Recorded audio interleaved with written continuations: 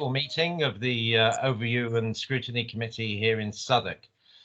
My name is Councillor Ian Wingfield. I'm the chair of this committee.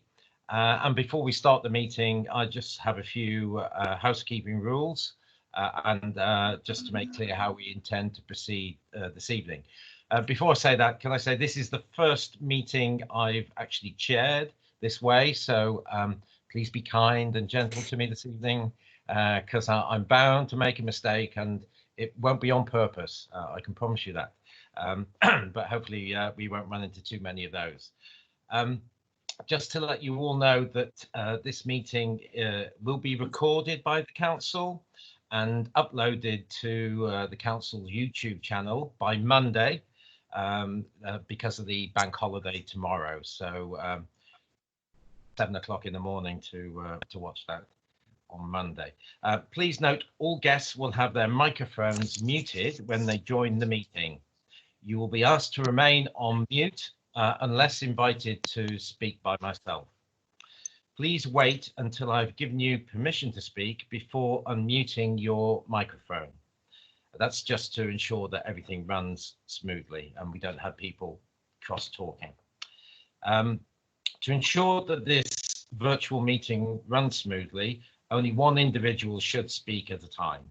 Any person speaking must be permitted to finish what they are saying without interruption in the interests of clarity and democracy. If I request that an individual stop speaking, they should do so immediately, please. If a member of the committee wishes to speak, could I ask them to indicate this via the chat function, and hopefully you know where that is and you'll be able to use that effectively. Please note all guests will be made attendees after they have entered the meeting. A message should now have shown on your screen to indicate this has been done.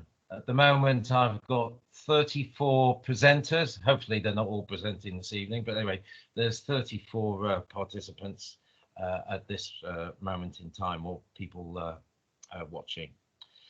Bearing in mind that the recording of this meeting will be posted on the council's YouTube channel, if you are planning to speak at this meeting, you may choose to switch off your camera so that only your voice will be heard. That's a matter for you. Members of the public who are disconnected from the meeting due to technical difficulties should use the link or dial in instructions they were sent initially to return to the meeting. If a member of the committee or officer loses internet connection or power, can they please inform Fitzroy Williams or Everton Roberts of this via email or Microsoft Teams immediately, so that we can adjourn the meeting until the connection has been restored. It's obviously important that voting members of the committee are connected throughout this meeting. Members of the public are also welcome to record, screenshot or tweet the public proceedings of this meeting. And a copy of the council's protocol for reporting and filming is available on the Southwark website. So I hope that's clear to everybody this evening. What I intend to do is to obviously follow the agenda as laid out on the committee paper.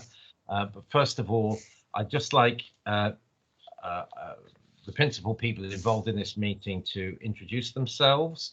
I'll go through the members of the committee, first of all, alphabetically. Then I know there's members of the cabinet, they may wish to introduce themselves, and the strategic directors. So I'll begin with myself. Obviously, I'm Ian Wingfield. I'm a Labour member and councillor for St Giles Ward and chair of this committee. Humera, do you want to come in next, please? Hi, I'm Councillor Humera Ali, ward member for London Bridge and West Bermondsey, Liberal Democrat. Thank you. Peter? Hi, I'm Peter Vudu, Labour councillor for Rye Lane Ward and chair of the Education and Business Scrutiny Commission. Thank you. Victor? Hi there, I'm Councillor Victor Chamberlain. I'm one of the Liberal Democrat councillors in Borough and Bankside. Thank you. Helen? Hi everyone, my name's Helen Dennis. I'm Labour Councillor for Chaucer Ward and it's my first meeting back after maternity leave. Welcome back. Gavin? Yeah, hi everyone. I'm Gavin Edwards. I'm Labour Councillor for Nunhead and Queens Road Ward and Chair of the Housing Scrutiny Committee. Thank you. Alice?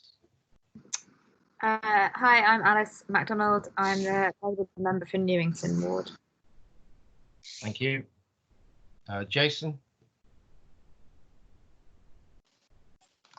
Hello everyone, my name's Jason. I'm a Labour member and I'm representing Giles Ward.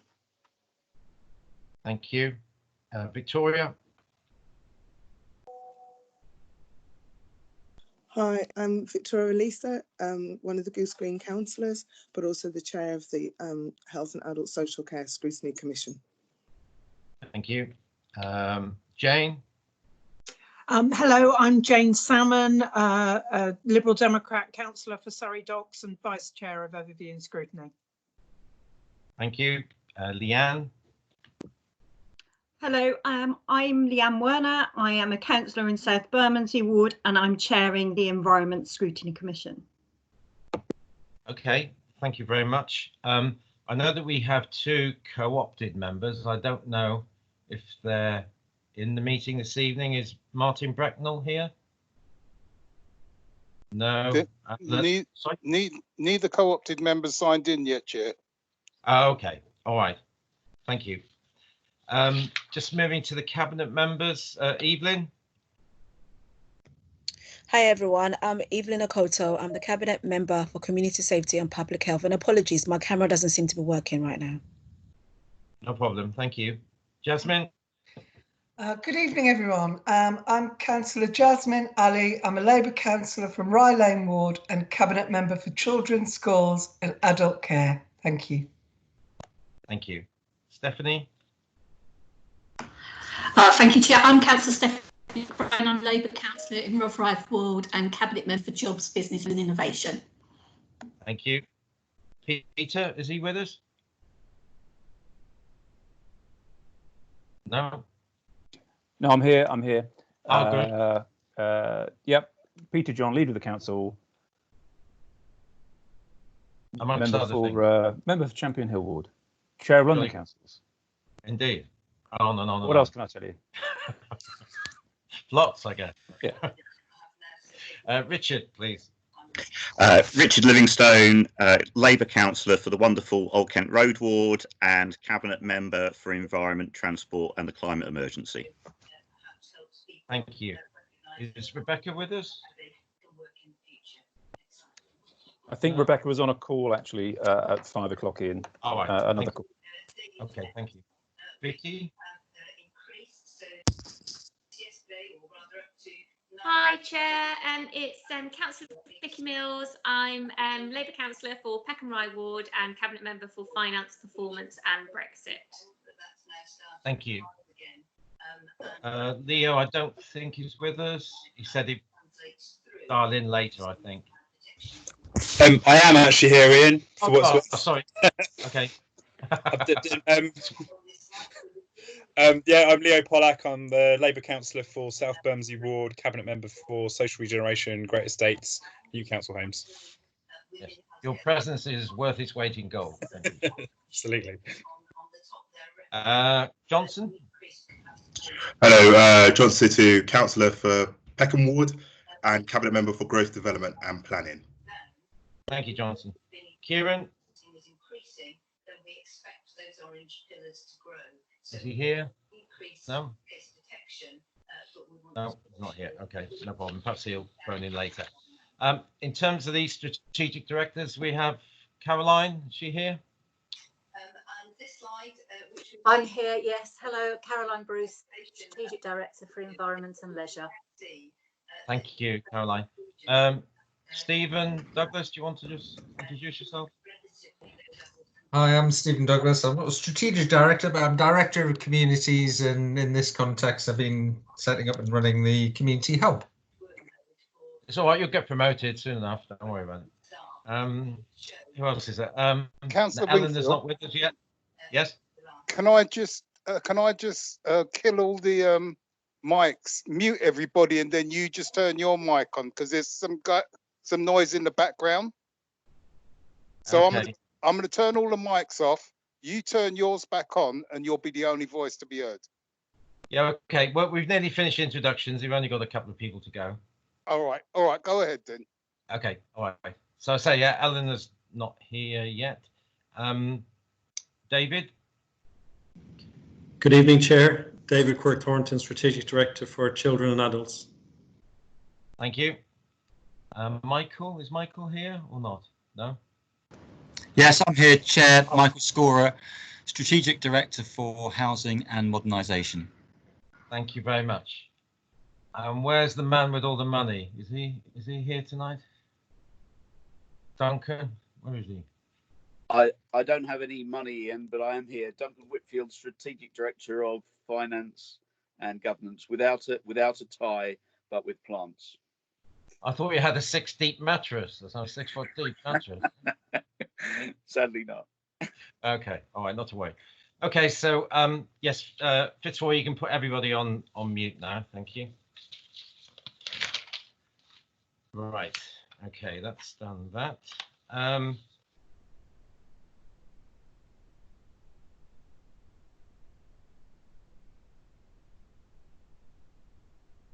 Chair, you're on mute now. You've got to put your mic on. Yeah, thank you. I'm sure you were making that last as long as possible, but okay. I say I'm just moving to the formal agenda. The first item is apologies. We've received no apologies for item. The second item is notification of any other items of business. There's no other items to consider this evening. Disclosure of interest and dispensations. Has any members got any interest they wish to declare at this stage? Okay, thank you very much. I read out the committee members have already identified themselves, so we haven't got to deal with that any longer. The supplemental 1 agenda contains the Cabinet report, which was presented to Cabinet on Monday evening, and you should all have a copy of that supplemental agenda number 1. So I'm going to move on to item 4. So in relation to how I intend to proceed this evening, and in order to facilitate maximum discussion around the report, I'm asking Caroline Bruce, the Strategic Director of Environment and Leisure, to introduce the report. And then if any of the other strategic directors, chief officers present wish to add any additional comments to that report, then they can.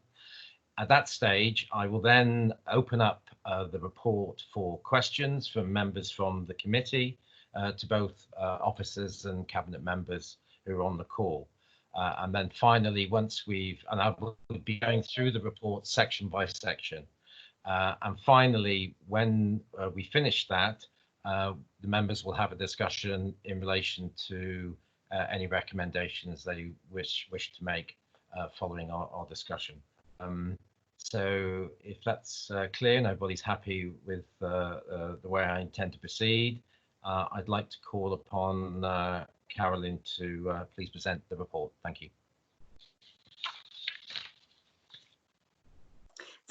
Thank you, Chair. At your suggestion, I'm only going to say a little bit in brief summary about the report.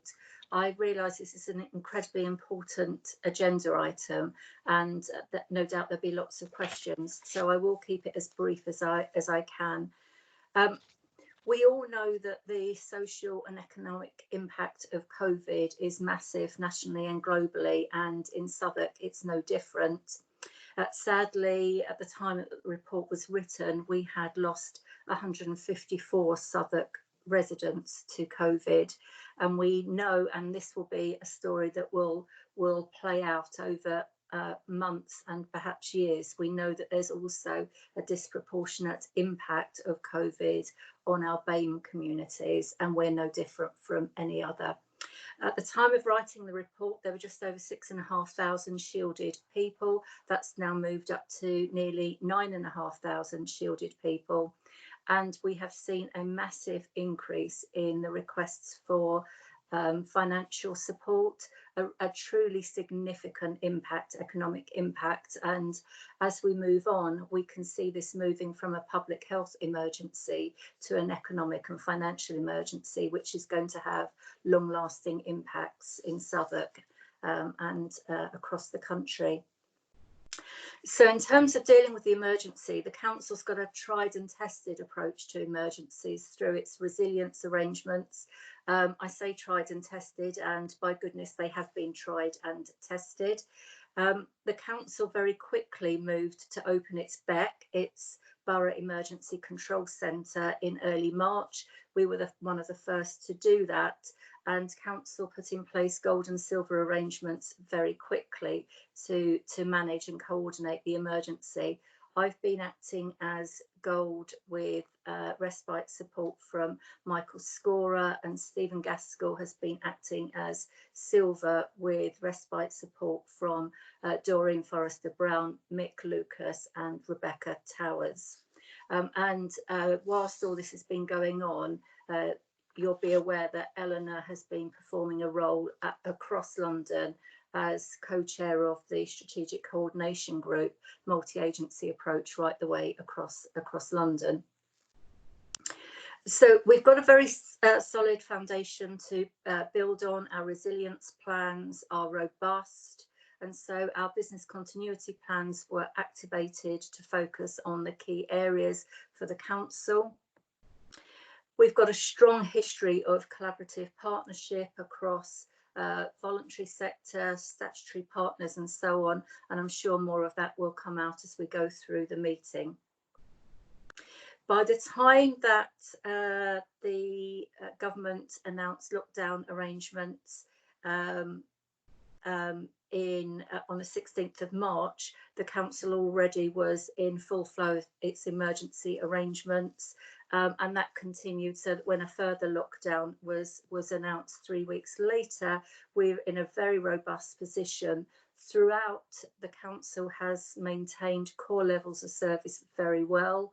We've had at all times more than 80% availability of staff, and indeed availability has been much more than that, but 80% in terms of the situation reporting into London, 80% is the highest that you can report, and we've been reporting those remarkable figures right the way throughout the emergency. And although services have been stretched very significantly and some of high demand, finance I've already mentioned, bereavement services, adult social care, they have been stretched significantly. At no stage have they ever broken, and at no stage have we ever had to go beyond those critical services. So it's been a very, very good position throughout, but not without its challenges and complexities. On Tuesday at Cabinet collectively and as individual lead members were very keen to thank staff and also our voluntary sector partners, and I echo that. It has been truly a team effort. Chair, that's all I intended to say by way of overview, because I wanted to give maximum time to questions, but obviously colleagues are available to just give a very brief summary of their service area, and we're all very happy to take questions. That's fantastic. Thank you very much for that. Okay, so I'll just ask then, David, do you want to add anything to what's been said at all, please? Thank you, Chair. Yes, just briefly, I'd want to acknowledge the incredible cross-council working in responding to this crisis, and indeed it's still an ongoing challenge. And I particularly want to just call out for the committee the work that's happened across housing and social care, particularly in relation to domestic violence. All of the Chief Officer team and you as councillors have been very concerned about the impact of this lockdown, and it's been tremendous to see some really remarkable work going on between the departments to support victims of domestic violence and to keep them safe. Of course, the community hub has required cross-council working, so we've been operating in the space of vulnerable, a much wider spectrum of vulnerability, vulnerable by circumstances, and that has been supported by some 200 staff redeployed into that activity from across the council. And finally, just to echo and underscore one of the points that Caroline raised, the partnership work with the NHS has been very tested in this space, and I really want to pay tribute and give my thanks to NHS colleagues who have been incredible throughout this, but also to acknowledge the police, schools, and the local voluntary sector for their flexibility and stepping up to it. So it has been quite a remarkable effort across the council and across our partnerships to work together to support our residents. Thank you. Thank you, David. Michael, did you want to say anything? Thank you, Chair. I'll pick up where David left off. Incredible effort by colleagues right across the council. As David said, to have got now more than 200 people from, I think, pretty much every part of the council involved in the hub. We've got 7 community groups in the core of that. We meet every week as that whole group, and then there are daily meetings. It's been an incredible achievement, and it's really seen a flowering, I think, of community spirit as groups of all size have grown rapidly to fill a need that's really there. And we're speaking to people. A lot of people are just lonely. They need someone to speak to. They're isolated. But of course, we're also doing practical support, 1,000 food packages every week, over 100 per day, 100 hot meals per day going out to people who are homeless and not able to cook them themselves. And over 20,000 people on the various different lists that David talked about. If you look at different ways of assessing who is vulnerable. Homelessness, we've seen an increase in homelessness from last year of applications, but really impressively, we've got far fewer people on the streets than this time last year, a 91% decrease. That really hides the fact that we've helped some 400 people to come off the street, because after the lockdown and the shutdown of the economy, many people lost their jobs. They might have been paid weekly, for example, and had literally nowhere to go but onto the streets, and we've helped them to make sure they're not on the streets. We have seen an increase in domestic violence approaches to homelessness. We've given some extra money to Solace Women's Aid to help with that. We're confident that people are coming forward, but of course, it's never possible to completely know. And I'm grateful for David for mentioning the cross council work, particularly housing and social care colleagues who work really closely together. And we have always worked together for people, for example, the so-called no recourse to public funds people, the people waiting for their status to be settled. There's been a lifting of the restrictions on that during this crisis, and looking to the future, there's some of the issues that we have solved now, like rough sleeping and the NRPF, I think are things we want to keep a very close eye on. We definitely don't want to return to some of the problems that we were experiencing before this lockdown. And finally, I just want to say this meeting wouldn't have been possible without the extraordinary hard work of people in the modernised division, who have got out, I think, 4,000 in about 1 week. We did a 12-month programme and got out licenses to everybody, all of the software that's needed, the laptops, all of the kit that is needed to people right across the council, and actually pretty much that has worked all the way through, with 1 or 2 slight things that haven't been perfect, but it's been an incredible achievement, and I'm very grateful, as I'm sure colleagues and members will be, for making sure that we can still do our business even though we can't be in the borough. Excellent. Thank you very much, Michael. Duncan, have you anything to add?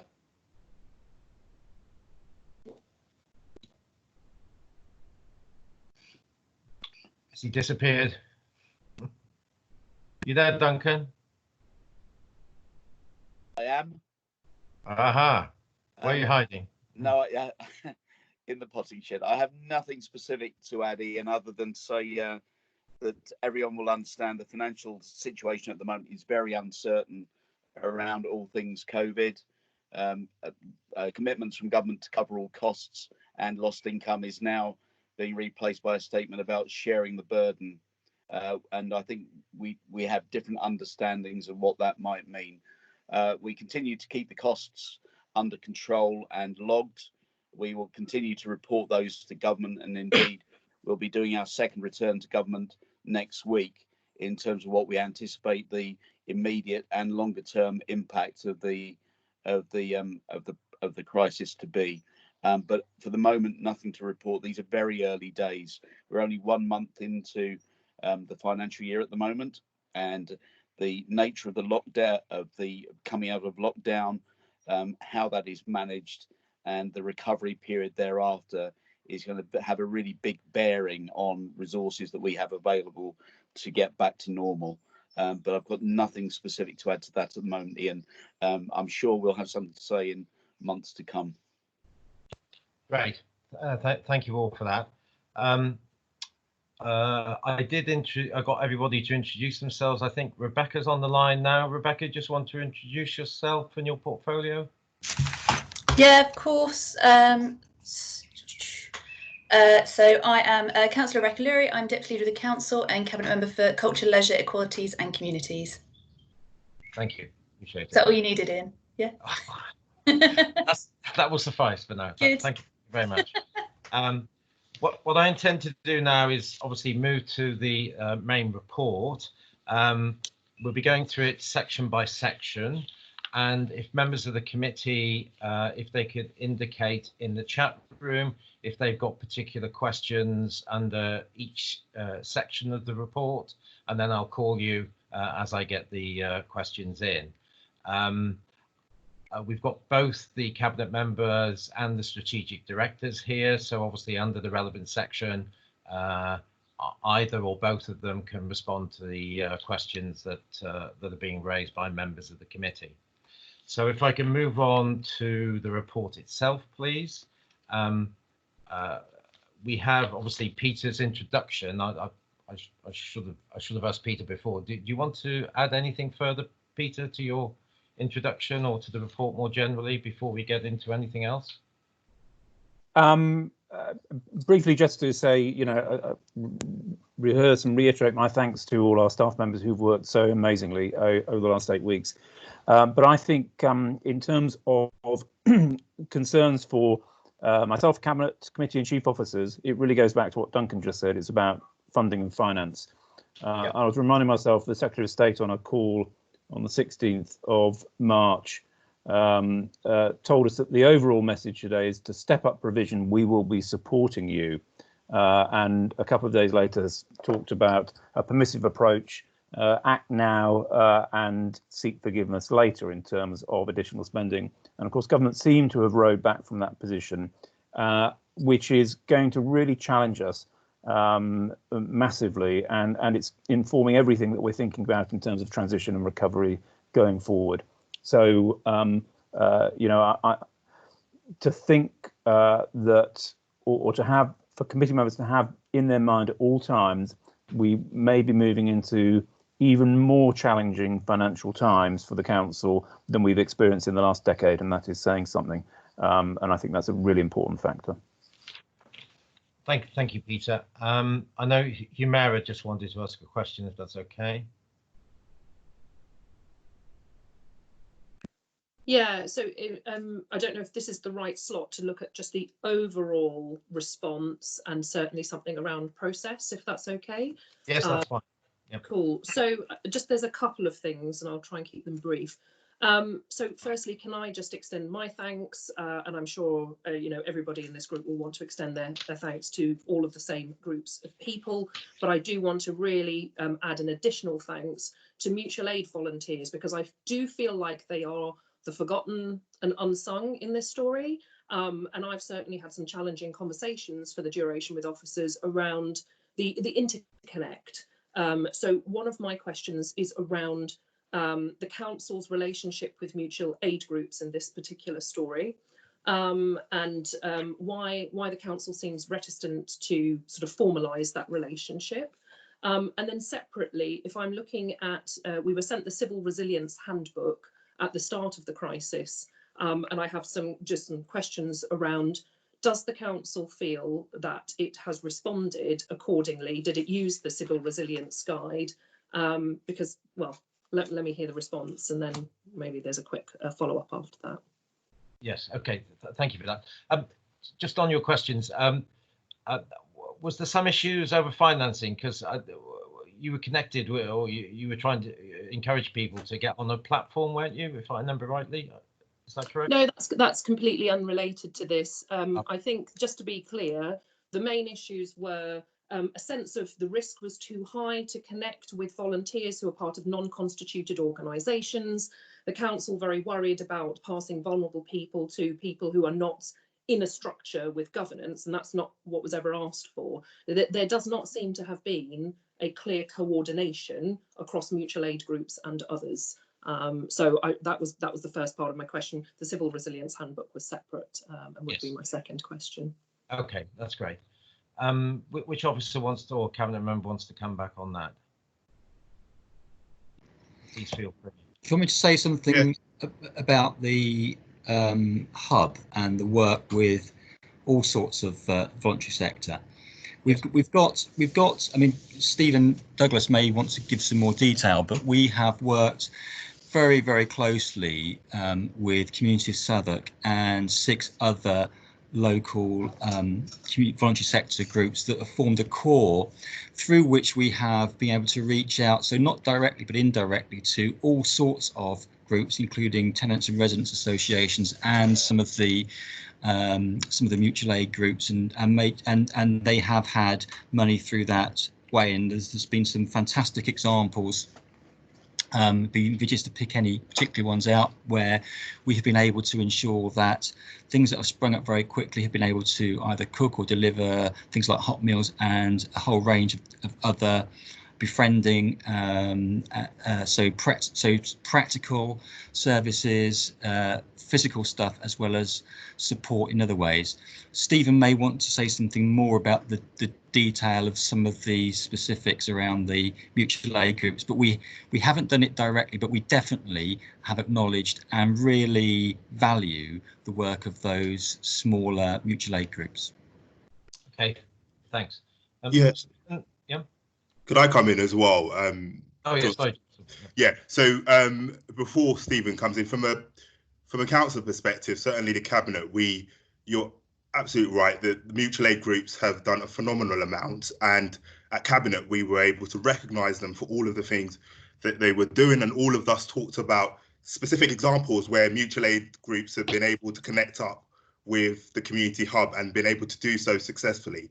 And as Michael said, as part of the community grants programme, there was a specific push to try and encourage mutual aid groups to apply as well. So, I think it's really important that we recognise the work of mutual aid groups, and certainly we sought to do that as part of the cabinet meeting that we had yesterday, and we'll continue to maintain that relationships moving forward. Thank you, Johnson. Thank you. Stephen Douglas, do you want to say anything? Yes, thank you, Chair. And I just add quite briefly that, because that was a good answer. We've worked through Community Southwark, who established a Southwark network of mutual aid groups and provided all sorts of advice and support in terms of their role in coordinating voluntary sector activity. So we're keen to encourage them to do that. In terms of how we've worked with some of the mutual aid groups, we, as well as doing direct deliveries, and the hub isn't just about food, but direct to door deliveries of food ourselves, we've been getting food out to supplement supply that other organisations that are feeding people need. And that has also gone to at least one of those mutual aid groups who were delivering food to people they're supporting. What we're not in a position to do, and there's been loads of great work with the voluntary sector, but what we're not in a position to do with mutual aid groups in particular is to share details of vulnerable residents, and in particular those that are on that shielded list, because of the sensitivities around that data. So there are some limitations on the things we can do. And of course we have, in terms of the comms we've put out, we've linked to Community Southwark and to their list of mutual aid groups, and people can access that through the council website and in other ways. We have signposted people where we felt it was appropriate to make contact with those mutual aid groups, so where their need wasn't such that it needed a council service or something else more critical in terms of the support. So there has been some signposting as well. Thank you, Stephen. We will be coming on to the section which is specifically about the community hub, so I'll leave other questions until then on that aspect. I believe Councillor MacDonald has got, no, wait, Councillor MacDonald's got a question on communications, please. Sorry, I didn't get an answer to my second question. What was that, sorry? Sorry, it's sorry. about the Civil Resilience Guide, Ian. I mean, insofar as I'm aware, Ian, and I'm sure Caroline can confirm, the Civil Resilience Guide was used in this case. The latest iteration of that came from some work which we did at London Councils following Grenfell, which was about increasing the role of local councillors and the visibility of local councillors in this. But you use a guide as a guide, and as everyone will recognise, this is a completely unprecedented situation. So, you know, if Councillor Ali is going to say, well, you haven't followed Section 8, Clause F, that might well be the case, but that's probably the appropriate response deemed by the council and others in this particular case. Okay, thanks for that. Alice, please.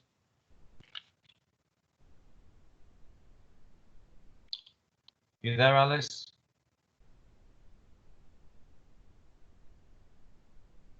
No. Oh, I'll have to leave that till later. Okay, so is there any other questions on communications before we get to the community hub? No. Can't see anybody. Okay, Alice is having a few technical problems by the looks of it. Okay, we're on the community hub now, so let's deal with the community hub section. So that's paragraphs 33 to 38. Has anybody got any questions in relation to that?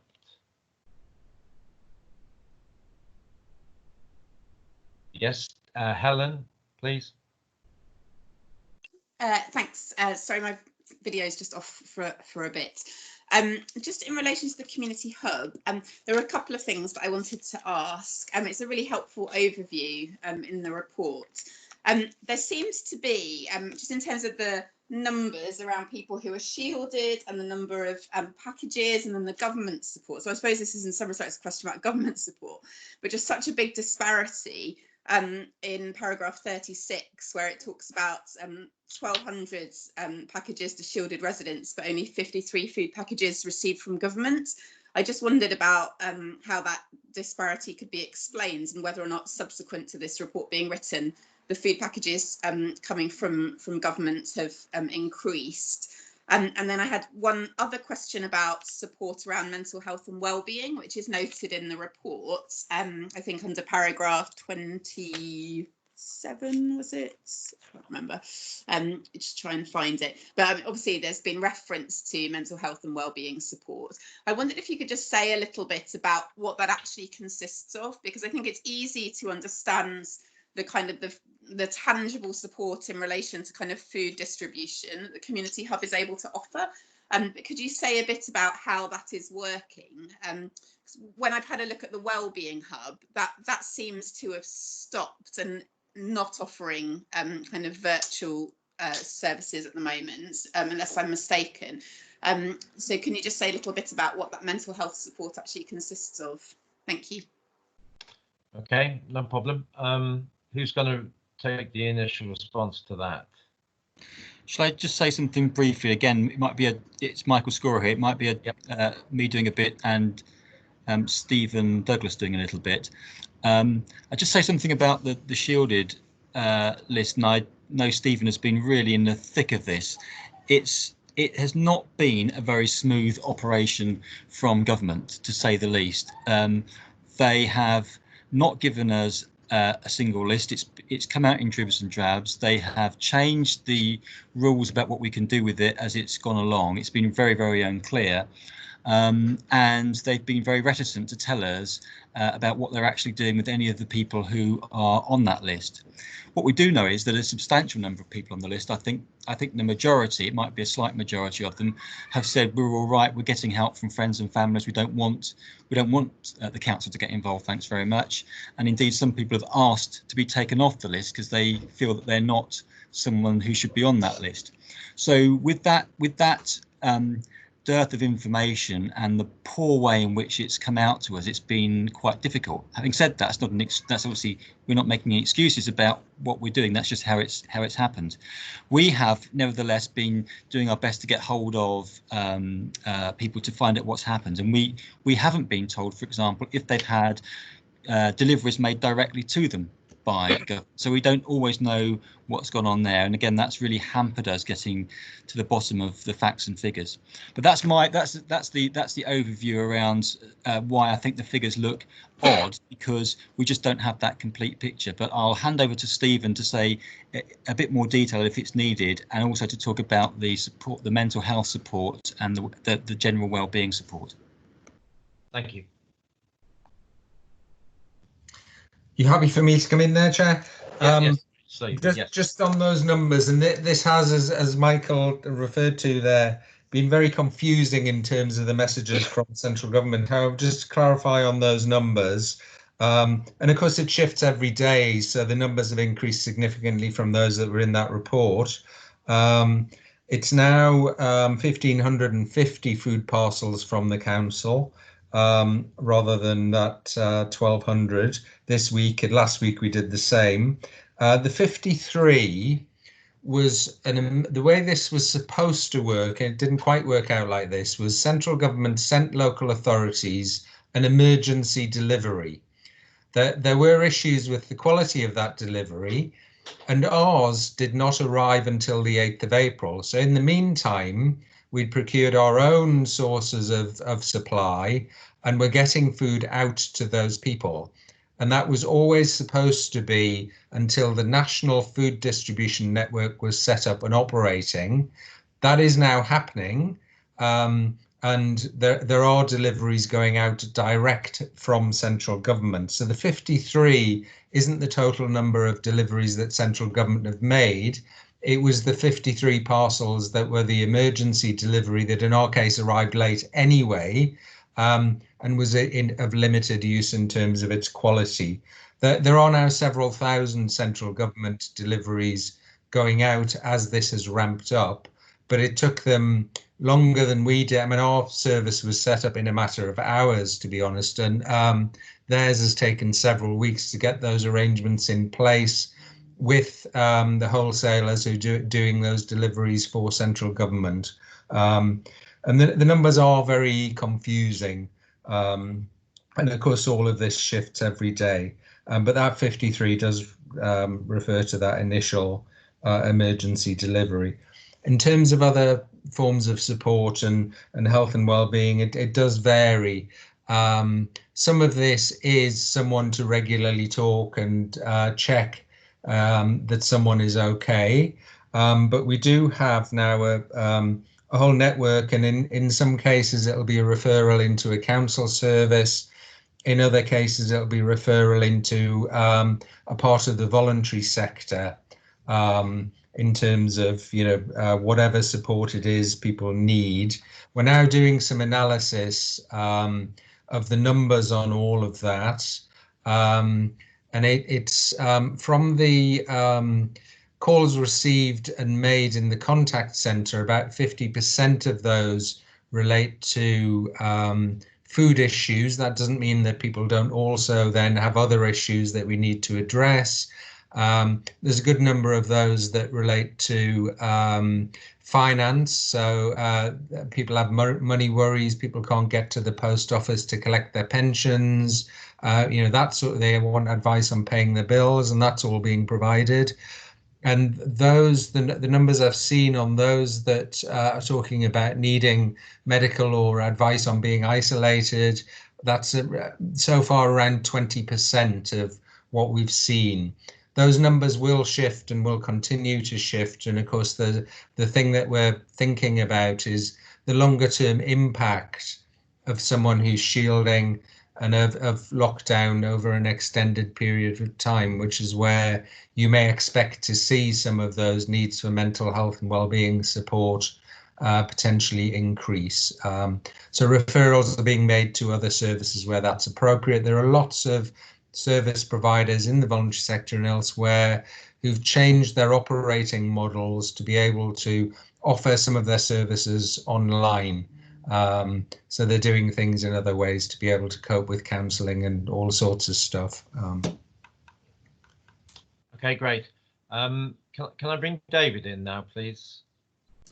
Thank you, Chair. So I think it's fair to acknowledge to the committee that this has been a very difficult time for people with mental health needs, and it's been a very difficult time for many others who may have been absolutely fine before this incident, but because of the lockdown and because of concerns about employment and because of family dynamics, may be feeling very anxious, and that may have precipitated some wider needs. As Stephen said a moment ago, some organisations have had to change their operating models but are still available and are up and running.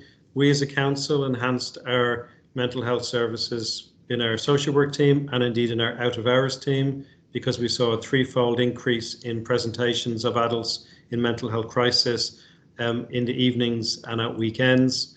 I'm sure Councillor Ali will mention in a moment the new Children and Young People's Mental Health Service, which was launched this week to provide additional support for people.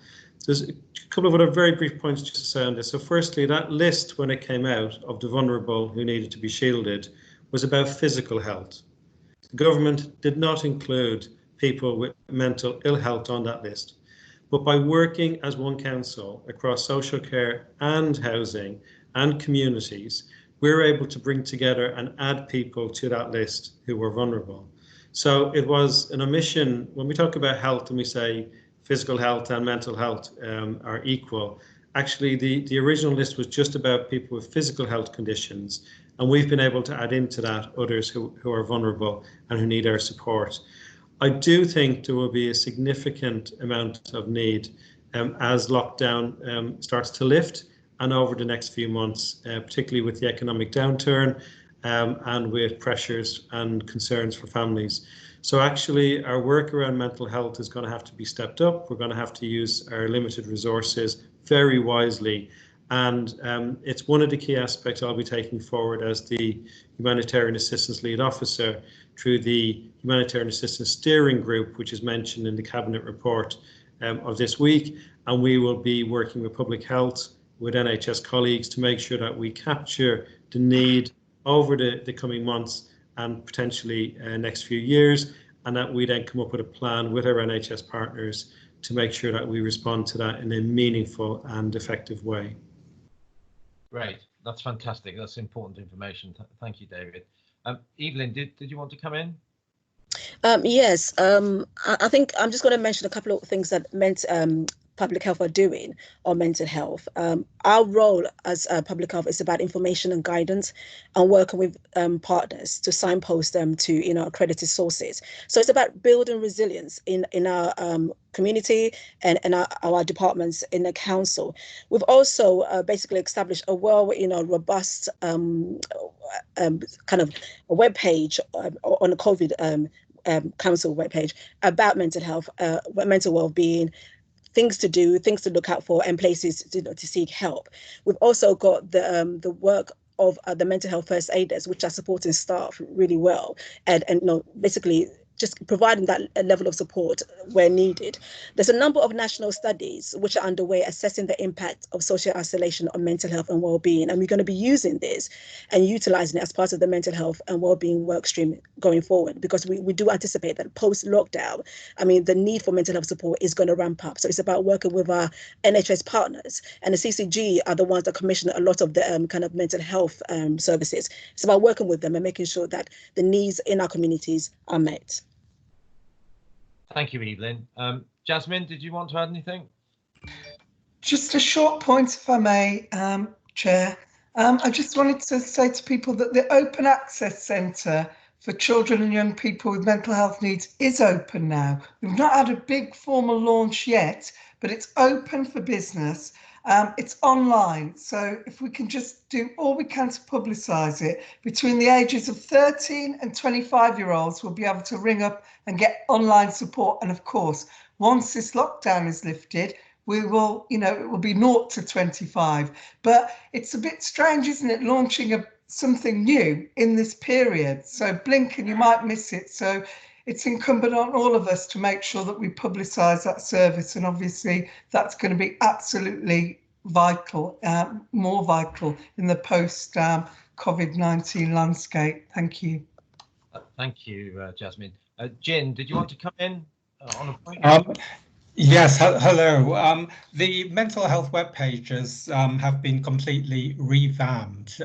So in terms of the self-help pages, there's quite a lot there around 5 ways to well-being, but I also wanted to highlight the service pages. So a lot of the services, we've worked with providers to make them available online and also by telephone. So the key ones that are still available are the talking therapies, and that's available online and by telephone. The Big White Wall, and that's counselling that's available, that's done online support with counsellors. We've launched recently with the CCG, the Couth service, and that's online counselling for young people.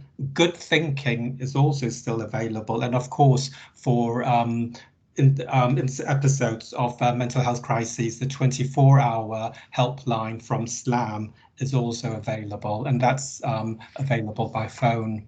So I just wanted to highlight those the provision that's still running. Thank you, appreciate that. Peter John, this is. Did you want to mention about this summit coming up, Peter, quickly? Yeah, it follows absolutely, Ian, from the conversation I just had with Norman Lamb, who's the new chair of SLAM, just before coming on to this call. And he's anxious for us to co-host ourselves and our neighbouring boroughs with SLAM a conference in maybe 3 weeks' time, which will explore mental health prevention work, which is so critical for all of those who've been affected either by loss of employment or just the fact of being cooped up during this period of lockdown. To have our part of South London leading the way in this kind of work. So he's working with the Public Health England lead on mental health, and this provides us a great opportunity to, I think, do some of the great work and carry on some of the commitment that we have given as a council to tackling mental health and giving it the parity of status and esteem as physical health. So some really good news just hot off the press. So I thought I'd share that with you because I think it answers some of the concerns that people have already expressed. Yes, fantastic. That's good to know too. Can we move to Peter number 2? Peter Babudu, who's got a question. Thanks, Chair. I haven't been called number 2 before. Just a quick follow-up, building on Helen's point. So we mentioned that numbers have moved fast and that shielded individuals is now at 9,500. Could I just get clarity on how many people are then either shielded or identified as vulnerable? So paragraph 34 has 20,000, and the proportion of that we've contacted in some way to be clear on their support needs. Just a basic look would say 10,000 we've contacted and there are 20,000. So are there kind of plans afoot to contact the other 10,000 or whatever the correct numbers are in the later circumstance? Okay, thank you. Who's going to respond to that? should I just come in on that, Chair? It's yeah, it is around 20,000 in total. They have been having contact from a range of different people. So GPs have been calling out. Central government have now been making proactive calls to people on the shielded list. The council has been making calls, so the vast majority have had some contact. There are some on the lists that we haven't yet been able to track down. In some cases, that's explainable because they've moved away, or the records that originate with GPs are incorrect. So we're doing some tracking to find other sources of contact for those individuals. The reality is that we're now at the stage where where most will actually probably have had contact from more than one agency. And the view we took was it's better that somebody has 2 or 3 calls than have none at all. We didn't want to miss any. We are making sure within the council that regardless of whoever else has been in touch, we will contact every single person on the shielded list. We haven't done all of that yet, but that is underway and will be complete very soon. And that's in addition to those 11,000 or so that aren't on the shielded list. Resident services have contacted, it's something now over 8,000 individuals. Adult social care have been contacting their vulnerable clients. The SMART team have contacted over 2,000 receivers of that service. So it's been a huge effort across the organisation and elsewhere, GPs and elsewhere who've been making those contacts, as well as the voluntary sector contacting their own clients. And in many cases now, people have had more than one contact. So, and I referred to earlier people who may need just to chat because they're anxious and isolated. In some cases, they're getting weekly or more calls just to check they're still okay. So they're not just one-off contacts as well. That's great, fantastic. Michael wanted to come in quickly, please.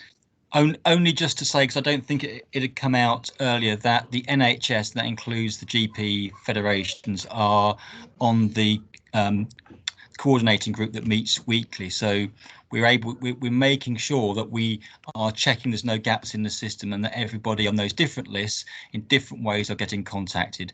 And then the last thing I'll say is we don't leave stones unturned. So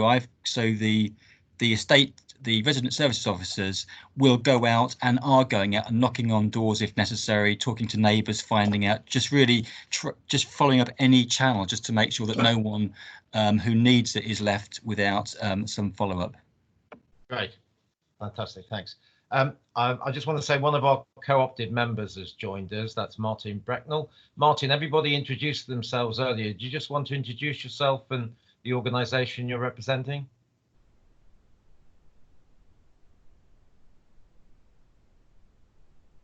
Perhaps not. Okay, not to worry. All right, we'll move on. Humera, you wanted to come back on something? Yeah, sorry, I have to go back to, it was a follow-up for Peter. I wasn't actually going to be suggesting that people hadn't followed this particular item or that particular item from the Civil Resilience Handbook, but I was trying to get a sense of what process we were following. Because as a councillor, we've never been handed the business continuity plans. In a scrutiny meeting 12 months ago, I did actually ask to view and understand these, but officers haven't come back. So I just wanted to get a bit of a better understanding about the process that's been used, because that hasn't been really clear. And the link with the Civil Resilience Guide was actually that as ward councillors, I think we feel a little bit, in some cases, cut out of the equation. And yet we are a resource that has a lot of knowledge. So it's just to understand a bit more about the council process. I don't, if you want to respond to that, Peter, or we can come back. Well, I mean, I could say a couple of words insofar as councillors now are much more involved than they were. And that does come out of Grenfell, and that's something that councillors have been fighting for. You know, please be aware, Humara, that in London at the moment, effectively, the responsibility for running services in London is down to the Strategic Coordination Group. And unless and until government says that the SCG are not running things, they are. And it's a fact of how local government and indeed government responds to crises and emergencies that officers take over. And in Southwark, that's unusual for in our culture, because we are an organisation where the politicians run the organisation. It's not the same in every council, I do have to say. But you know, so it is a change of kind of the culture. And what we've been seeking to ensure throughout this crisis is that there has been a role for us as politicians.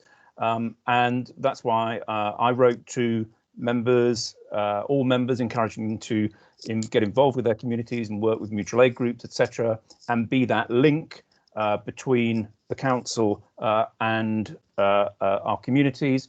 And also why I think others have written, other members have written to try and keep councillors updated. So, you know, I think it's one has to recognise what our role is in a crisis like this, but it is a developing one over time, and one where I recognise and I believe that councillors do have a critical role to play. And we're not there yet in terms of where we'd absolutely like to be, but it's the nature of crises and emergencies like this that we don't have some of the freedoms that we and we may not be used in the way that we think we should be. Yeah, Okay. if I may ask, I don't know if you want recommendations as you go, Chair. Or No, no, I don't. No, I don't. Thank you. Do it at the end. Caroline, do you want to come in? Yes, just briefly, Chair. I think emergencies are difficult situations to be in, particularly for democratically run organisations, because as Peter says, that's not the usual way it works. And certainly as officers, we want to come back from that as quickly as possible. We do follow the Civil Resilience Guide, and we do work strongly within a London framework, reporting into London Local Authority Gold, the Strategic Coordination Group, etc. But as the report says, we want to learn from every emergency. So we will learn from this one in the way that we learnt from London Bridge and Grenfell and so on. And I think that one of the reasons that the comms has been so regular out to councillors, so the daily briefing from the COVID comms, is to try and give councillors as much information as possible on a daily basis, so that councillors don't feel as far away from it as they might do. But it is unfortunately a situation where officers have to play a role that wouldn't normally be played by officers, and that's not always comfortable for officers or for the councillors. Yes, I thoroughly understand and appreciate the predicament. Okay, Alice, are you with us? Back with us now to ask your question? I hope so. Can you hear me? Yes, I can. Thank you. Okay, great. 4 devices in front of me. Thanks so much. I think the report's very comprehensive. I kind of had 2 questions. I think Helen maybe covered a bit of the coordination, but particularly in terms of communications, I think to Caroline's last point, we've kind of seen how important that is. And I think we all really appreciate the briefings that we've had as councillors. They've been so useful. And I had 2 questions from different perspectives. One was, do you feel that obviously this is an unprecedented crisis, but at the beginning, the communication from the kind of government out to councils, how did that work, and have you felt that that's improved over time to enable us as a council to be able to make the right decisions and implement them? And then my second question, which also relates a bit to kind of domestic abuse and is, I think that the stats in the report in terms of the reach of our communications across Southwark is really good. I guess there are some groups that potentially don't have English as their first language, or groups that we might not reach. And I just wanted to understand the communication strategy from the council in terms of, are there kind of more strategies working potentially with community groups to make sure the information is getting to those communities who might not necessarily go to the website or get the emails, etc. And particularly in the context of domestic violence, how we might reach certain groups around that as well. Okay, thank you. There's 2 questions there. Who's going to respond to them, please? I mean, with regards to the domestic abuse, I can respond to that. I thought we were going to go later on to it, but I can answer the question now. Yes, you're right to mention about domestic abuse and the need for ensuring that our population, all of our groups, are getting the information needed is an important advocate. And I think in the report, it also tells you what we've been doing with regards to communicating the support out there with our residents. The second part of your question was about basically how we're communicating widely to all different groups. And we discussed this yesterday, and we are working now with officers about producing a multilingual poster, multilingual information pack or leaflet to go around the community to Southwark to make sure that everyone that needs to have that information does have that information. We also thinking about different ways of producing communication. I mean, not everyone is online. Some people prefer posters. Some people probably prefer flyers. So these are the things we are working on. I'm not sure also if you realize that we also sent about 100,000 form of communication to residents in Southwark via bulletins, via the information that we sent to all council tenants and residents in Southwark about domestic abuse services that we have in Southwark. So we are basically utilizing every avenue to communicate to residents, but with the aspect of multilingual communication, we are dealing with that now, and we'll produce something very soon. Thank you. Caroline, you wanted to come in?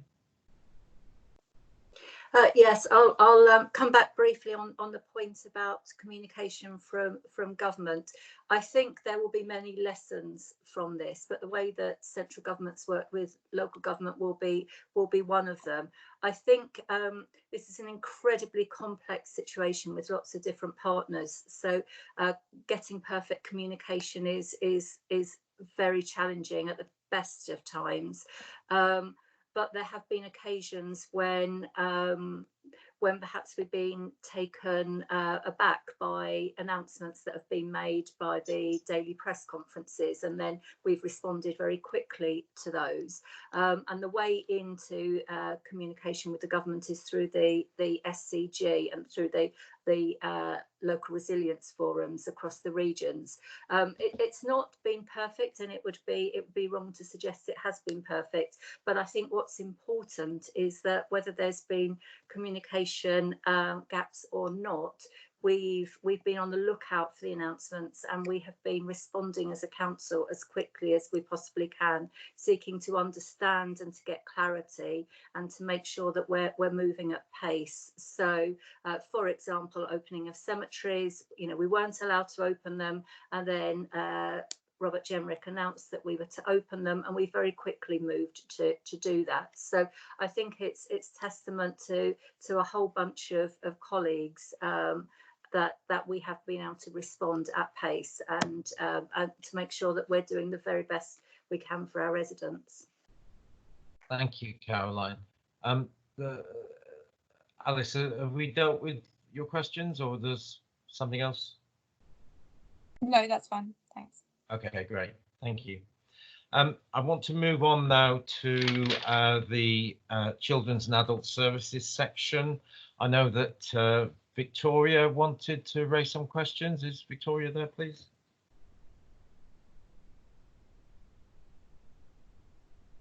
Hi, can you hear me now? Yes, yeah? Yes. Okay. I just had a couple of questions. I think it's probably to Jasmine or David Thornton. I'm going to ask questions about the PPE issue. How confident are we that every single one of our care workers has access to the PPE that they've needed according to the public health guidance? And also a supplementary question is, if we have in the council, have we dealt with any issues of PPE shortages? Because I know that's the national scheme, but I want to filter it down to Southwark. As any of the 8 care homes that we're dealing with, has there been a shortage of PPE? But also, are we confident every single care worker has received the PPE that they need, to deliver the service they need? That's my 2 questions initially. Thank you. Yeah. Yes, go on, Jasmine.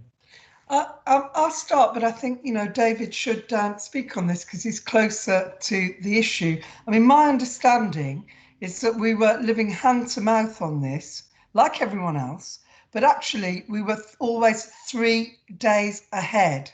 So that was my understanding. Now, on your second part of your question about the Public Health England's guidance, now my understanding is that changes, and that has changed during, you know, COVID-19 during our practice. So I'm going to hand over to David now, but my understanding is that we were always 3 days ahead. Is that all right, David? I didn't really ask. David? Is he there? No? Is it gone? Okay, fair enough. Well, my understanding is that, you know, well, as I've said. I can add a comment there as well, Chair. Okay, yes, please. So PPE has been problematic. We have never run out. We have, I'm not taking my video off. We have never run out. We have never had to ration to make it spread, and we have always been working in accord with the Public Health England guidance on the appropriate use of PPE. That's not to say, though, it hasn't been very, very difficult, and colleagues haven't had to exploit a whole range of supply chains to make sure that PPE is available, but we've never been in a situation where we've completely run out. It's been close to the wire sometimes, but we've never got there. Thank you. Is that okay, Victoria? I think Gavin's got some more questions as well. Yeah, I was just about to bring him. Don't worry. I'm doing my job. I'm doing my job. Don't worry. I don't need any assistance. Gavin, you're next. Thanks, Ian. Just following on from the questions about PPE, I wanted to ask about testing in social care. I think some of the national context is important here. You know, more than a week ago now, the government announced that, you know, a big announcement, you know, that testing was going to be rolled out across care homes across the country, residents and care workers. You know, in the way that it was announced as a large-scale, fast military-style operation.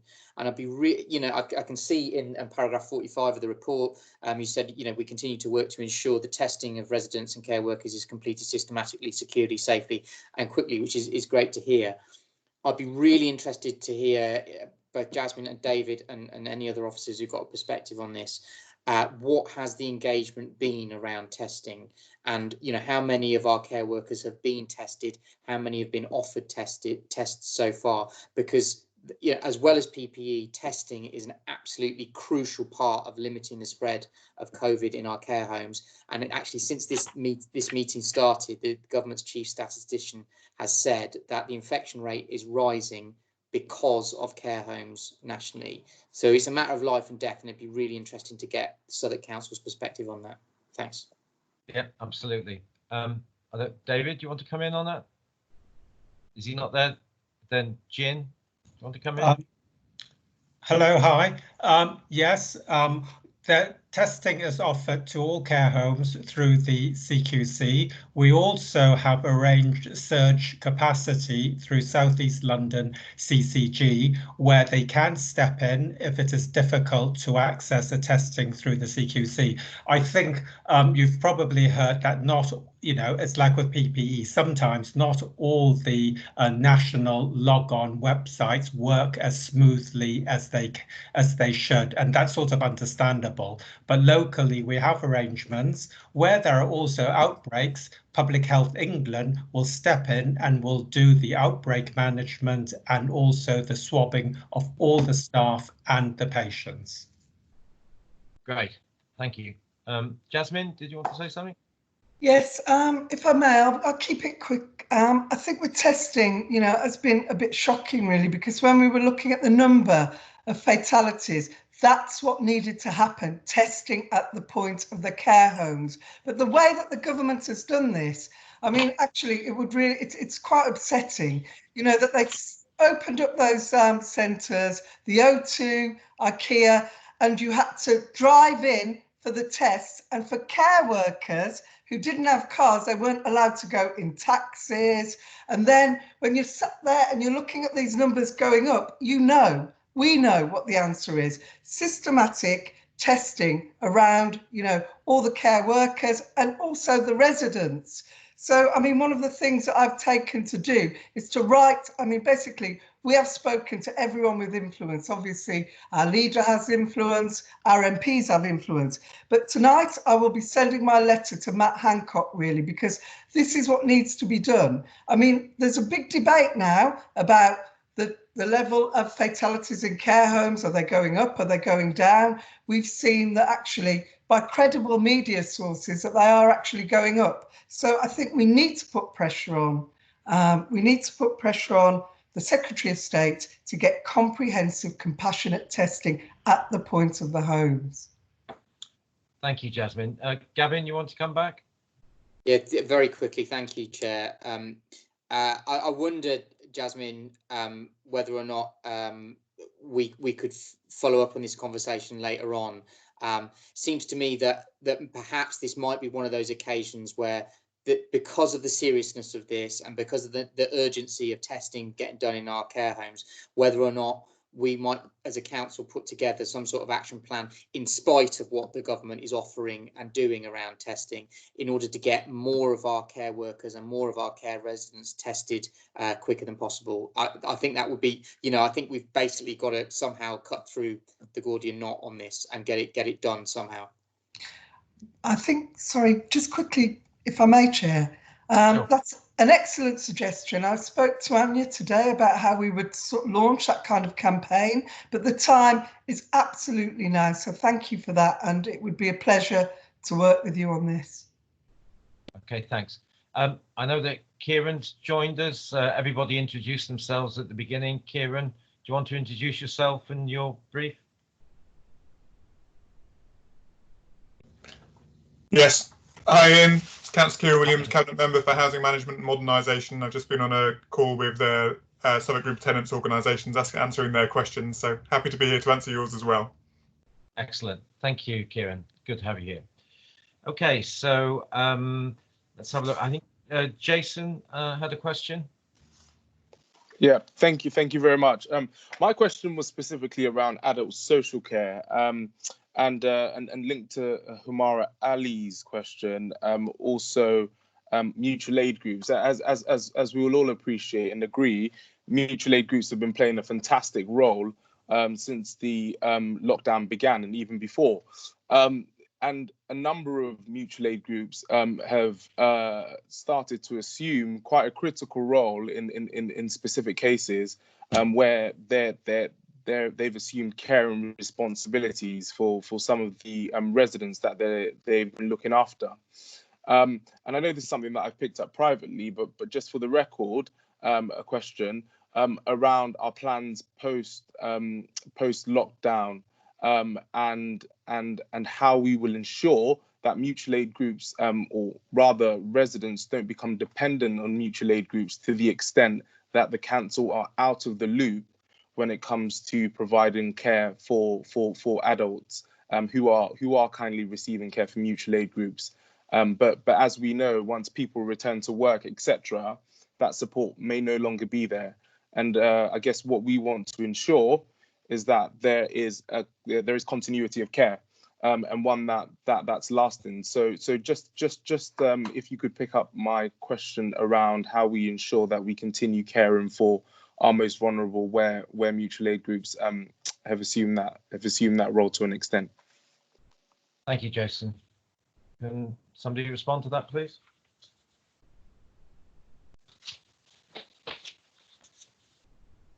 Who's going to respond? Anybody? Hello, Chair. I think that's for Michael or for Stephen.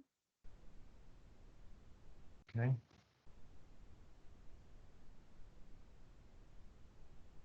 Are either of them here? Are they there? If not, I can help. I think in terms of Sorry, Chair. I've got caught short. I must confess. I took a quick toilet break, so sorry about that. That's too much information. Thank you. Sorry. Anyway, I shall get back in. I shall get back in the room. Continuity of care absolutely critical, and what we're making sure we are doing is that the lines of communication through, for example, certainly in the main through the hub, it's coming through Community Southwark, and we're making sure that all of those lines of communication continue. So we've got them in place now, and we've got something called we've got two sort of techie type things that we're doing. One is something called Airtables, which enables people to put information about all the different groups so that they're shared openly across the whole of the sector. And that is something that Community Southwark, so it's come very much from the voluntary and community sector. And secondly, we're keeping a track of everybody who comes through as on now a single database that the government has rolled out, that Microsoft and Toshiba together put in place. So we think we've got really good means of keeping the information and of tracking that back through this Airtables piece of software, with all of the arrangements that we've got set up now that were originally coordinated through Community Southwark, but have been brought now into under the auspices of the hub as part of that core group. I hope that answers it. And sorry, I was not quite there at the beginning of that answer. It's okay. We appreciate the circumstances. Thank you. Before moving on to education, I regrettably, I knew this was going to happen sooner or later, I missed a member, and that was Jane's question in relation to the hub, and it seems a convenient point to bring Jane in. Sorry, Jane. Thank you, Chair. That's fine. I can see that chat moves very, very quickly, so the fact that you forgot me is forgiven. Can I just also add my thanks to all of the Southwark workers who are out there on the front line. For me, just a little shout out, very quick shout out to the refuse collectors and the cleaners around my area in particular. They're doing a fantastic job. I'm really chuffed and say so to them when I meet them. Anyway, my question about the hub was regarding the meals that are sent out and the food parcels. How do we make sure that we're not overlapping with the various voluntary groups and the charities, and how are we coordinating so that we're all reaching all the right people but not accidentally overloading one person who's getting something, or a household that's getting lots of deliveries but don't know quite how to stop them happening or whatever? How's that coordinated? Thank you. Okay, thank you. Who's going to respond to this? So I can come in on that. Michael's referred to the steering group that we have with voluntary sector organisations on it. We are meeting weekly, and in particular with those, and as I said before, the hub isn't just about food, but particularly with those that are providing food, to make sure that that is coordinated. What we're trying to do is ensure that all referrals that relate to a food need that arises out of COVID actually go through the hub. So we're receiving those, triaging them, and then through the Airtable that Michael referred to, passing them on to the appropriate voluntary sector organisation. I'm not aware, and it's not impossible that there's an organisation out there that where we don't know what they're doing, but I'm not aware that there's a huge issue with duplication in those deliveries at all. So there's been quite a lot of work with voluntary sector partners, with TRAs, with all sorts of organisations to try and make sure that we're all joined up on this and people are getting the support they need. Great, thank you, Stephen. Okay, we're moving on to the education section. Victor's indicated he has a question, please.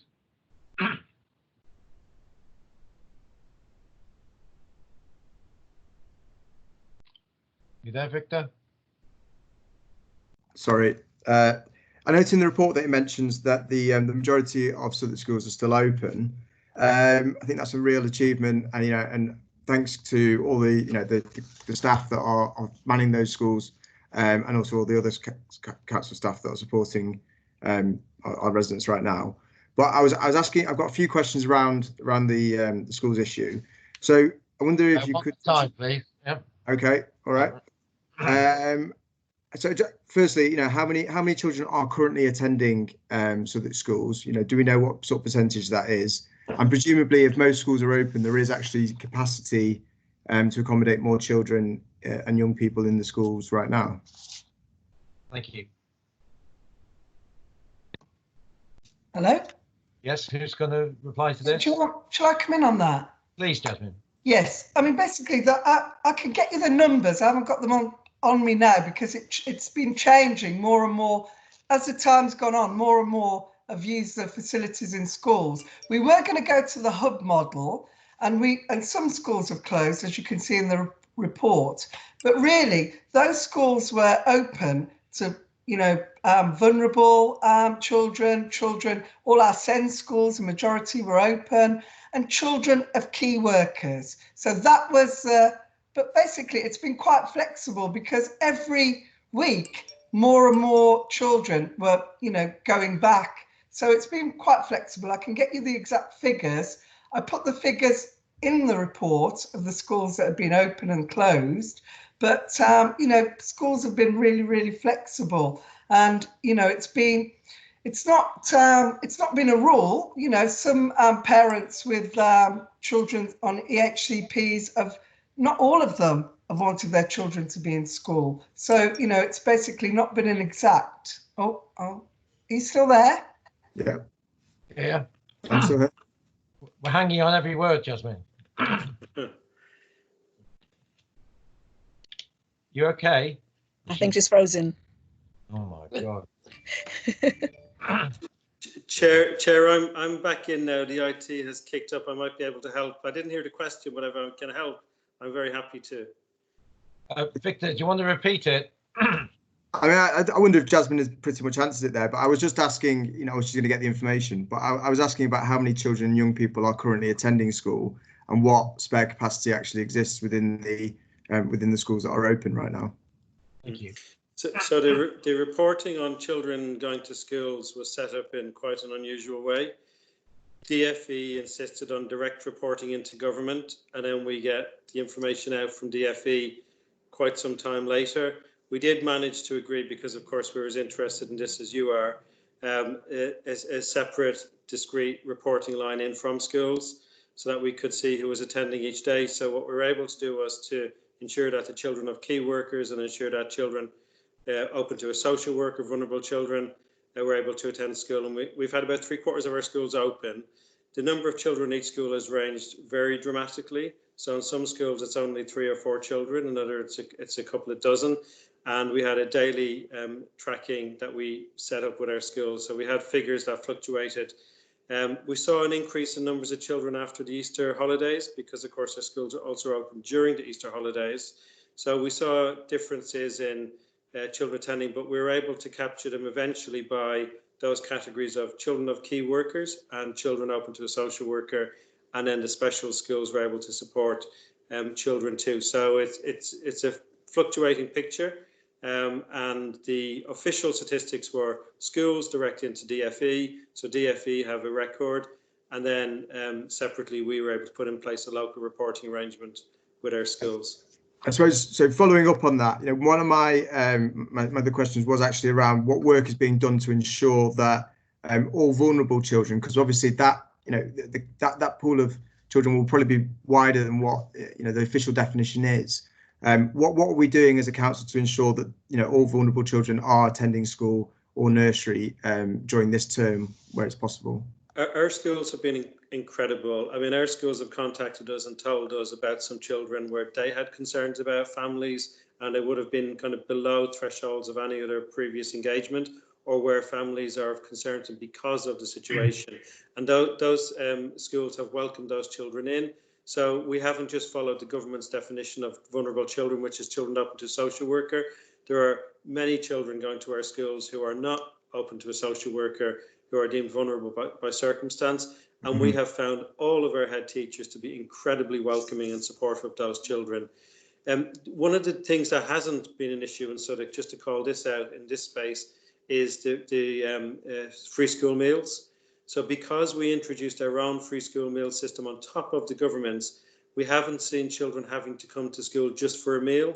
They've been able to get the free school meals without coming to school. But we also made sure then that those children who did come to school, whether they were eligible or not, got a free healthy school meal. So by layering on a local solution, We took away some of those perverse reasons why children might be coming to school. So it really was for those who needed it. But I have to pay tribute to our head teachers. They were incredibly flexible in making sure that anyone who was known to them, anyone that we asked them to take, was welcomed in schools. Finally, Chair, could I just follow up on thinking ahead then to once the government does allow schools to reopen, what is the council doing to support our schools with the missed learning that children have had? Because obviously that will be a critical issue, and being able to help children in the borough to catch up is going to be a really key role for us in the next few months and years.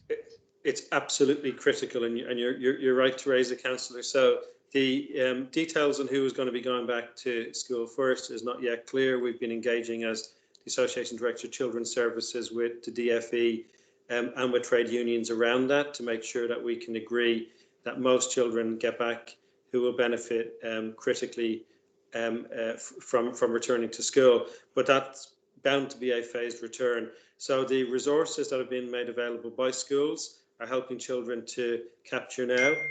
We're still waiting on laptops to arrive. Government have announced laptops a couple of weeks ago for children at risk of disadvantage in education and also vulnerable children. We'll have over 1,000 laptops arriving at some point. We're ready to receive them. As soon as we do, we'll get them out to children and families. And although schools were closed, of course, the teaching didn't stop. So we've got teachers, pushing resources, giving advice and guidance. And what we will do is we will speak with our schools, work with them through our school standards team relationships, and we will support them throughout the summer and indeed into next academic year, because you're absolutely right, there will be some serious catching up to do, and we mustn't let children be disadvantaged other than by the very circumstances they found themselves in. We have to do everything we can, and we're committed to doing that with our schools. Right. Yeah. Ian? Yes. I just wanted to, if I may, I just wanted to apologise. My wireless went down. I'm now on my iPad. I just wanted to add to that really on the issue. I've spoken to my counterparts in London council meetings and obviously here at Southwark, and that is going to be a massive issue about how you get that time back. I mean, obviously there's been a lot of homeschooling. I've been homeschooling my 6-year-old and 9-year-old. Basically there've been quite good lesson plans, but actually when the schools do go back, a part of the recovery, that debate will raise again. And I should imagine there'll be things that are not in our gift, and that will be about the testing regimes and inspection regimes. And one will expect that they will be eased off schools so that they can help children catch up at their own pace. But then there will be things that we can do, which is in our gift. And David and I and Nina are talking about round tables, which will help us not only enter that debate, but find practical solutions to help narrow the attainment gap, which will be arising as a consequence of COVID-19. Right, that's fantastic. Thank you, Jasmine. I've got 4 members lined up for questions, so I'm going to take them in the order I received them. The first one is Leanne, please. Hi, thank you. So thanks very much. I just wanted to say thank you to all the schools and teachers, young people and families who are working through this. So I've got 3 questions. My first one is, if we phrase children's restart with primary first, could we use secondary buildings to get more primary in while secondary are still off? That's my first question. You've mentioned this just now about PPE, but PPE and testing for teachers will be critical to safety in their workplaces.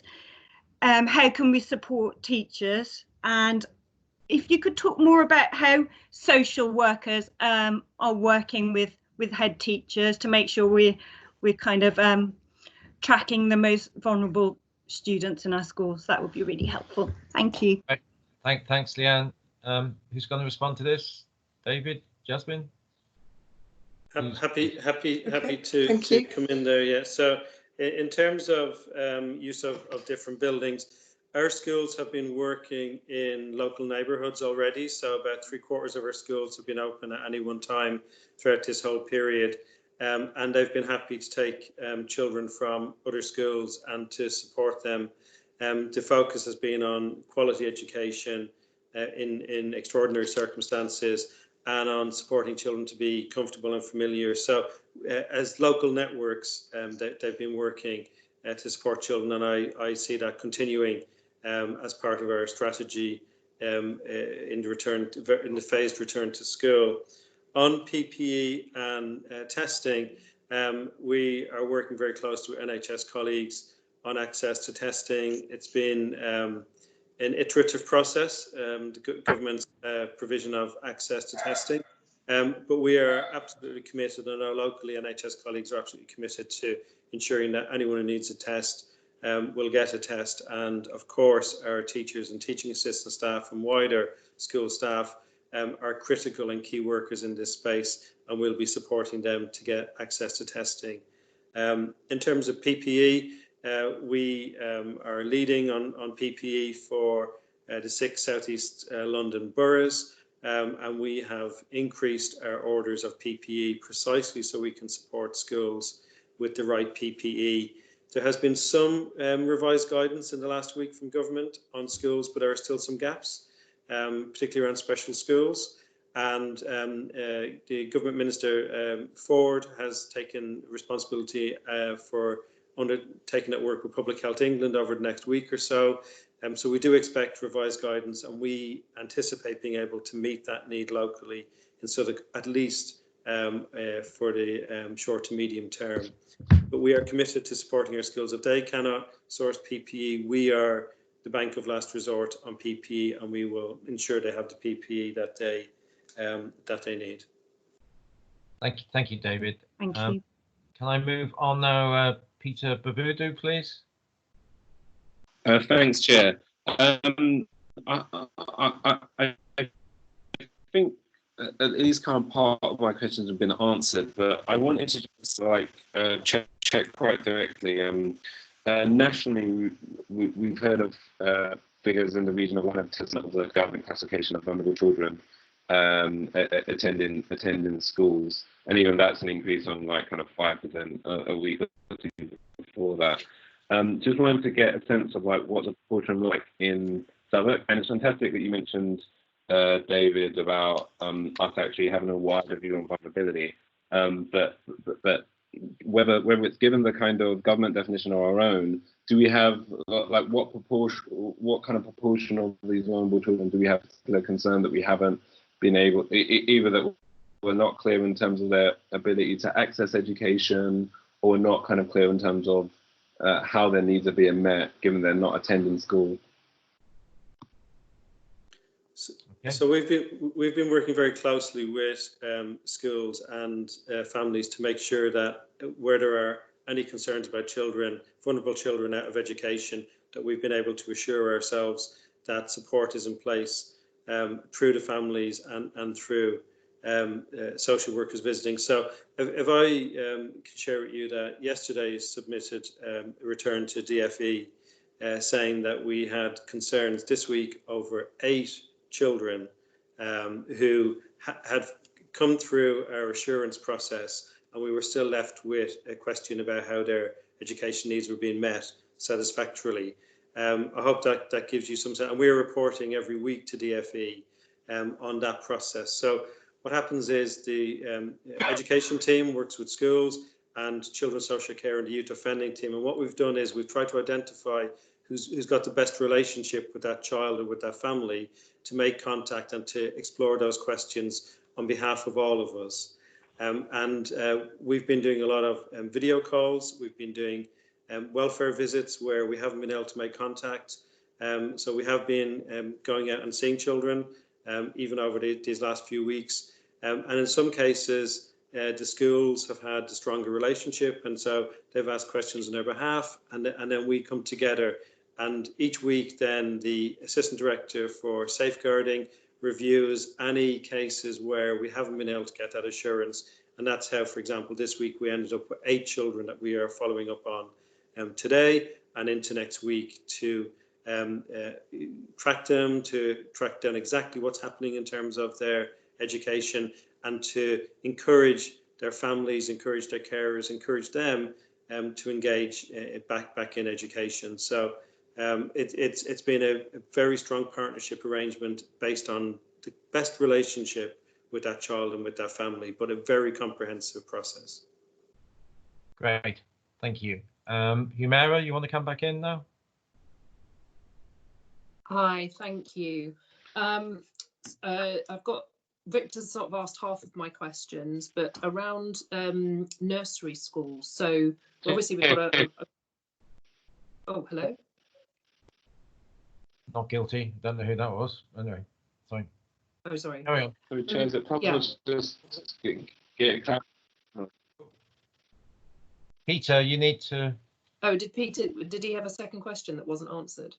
No, I think his mic was still on, I think. Aha, sorry. My question's around nursery schools. So we've got a variety of different school types available. I'm thinking about those that maybe ex-local authority that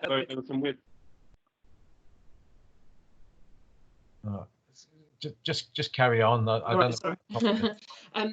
Those that may have been ex-local authority that are now community nurseries are one example of the type of nursery which may have now gone bankrupt or, you know, has had to close its doors permanently.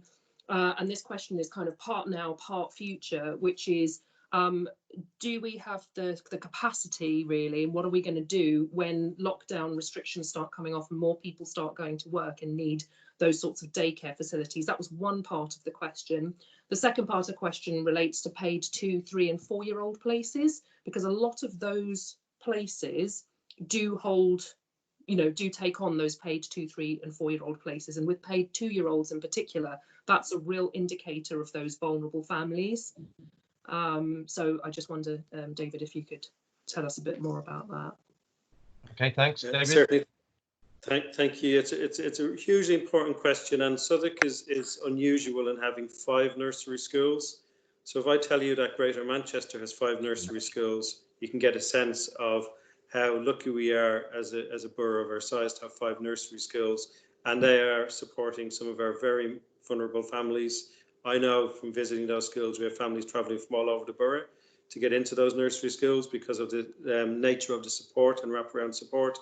So we've been able to keep at least 1 nursery school open on behalf of all of our nursery schools to support families right throughout this period. At other times it was 3, it was just depending on need, but always a minimum of 1 nursery school has been open to support those families. You raised an excellent point also about the wider nurseries. They've been hit very hard by this, and in a sense they are businesses. So they've had to navigate the furlough schemes, they've had to navigate the government schemes to try and survive. We've been keeping in contact with nurseries. We've been looking to support them any way we can. I've had some inquiries in from councillors about support that we might be able to give to nurseries, and we'll certainly do everything we can. In some cases, we're well placed to help. We're landlord, so there may be some very practical things we can do to help them survive this whole period. It's definitely in our interests to be supporting nurseries, to be coming out the other side of this, because we want to support families to get back to work, and we want to support kids to access education. So we'll certainly do everything that we can as officers to support and to make sure that our Cabinet and administration are aware of the range of options available to meet those needs. Colleagues in my team are in regular contact and will continue to be in contact with nurseries, and we're happy to speak to any nursery to see how we can support them to come through this. Okay, that's great. Just to say that Peter Babudu's just put in the chat box that there's a delay, there's a sound delay, but the questions he wanted to ask, I don't know if you can answer these, David. Firstly, what proportion of our vulnerable children are currently attending school? And 2, how many we have access concerns about? We mentioned we want to distribute 1,000 laptops. So that, for example, suggests there's at least that many. Do you want to comment on that, David, please? Yeah, so the 1,000 laptops is actually a government calculation of how many children they think will need access to a laptop. I mean, we have many children that we are supporting who do already have access to laptops. For example, most of our children are in foster care, and we made an early decision to support foster families with additional funds to navigate this period. So we approved £92,000 of funding to support our foster carers throughout this. So in terms of the laptops, that's just a government figure. It's not our figure. But we'll receive them and we'll make sure they get put to good use with children who will benefit from that. In terms of number of vulnerable children, in earlier questions, it was, I think, rightly highlighted that there's kind of the official vulnerable list, and then there's the wider vulnerable list. We've made sure that anyone who needs access to school education can get that. For some, that's about going to school, and for others, it's not. It's about education at home in that family setting. So I hope I was able to give you a sense of the scale. When I said that, having gone through our processes and assurances, we were left with 8 children that we were concerned about this week, and we're following up on those cases. And every week we will go through that process to see who is outstanding. Ofsted have also offered to support us with some additional work with schools in this space, and we'll be welcoming that support and that engagement with Ofsted and schools. We haven't had a problem. I hate for anyone to get the wrong impression. We haven't had a problem at any of our schools offering support to vulnerable children. The issue has been whether or not children or young people want to go. For some of them, they've wanted to stay with their siblings or with their host families. And to be educated at home and not to be made to feel other or different. So it's been more about the normal experience of childhood and who's going, a bit like the children of key workers. You know, on the one hand, they feel kind of proud and privileged that their parents are out there helping. On the other hand, they feel they're the few kids who have to go to school.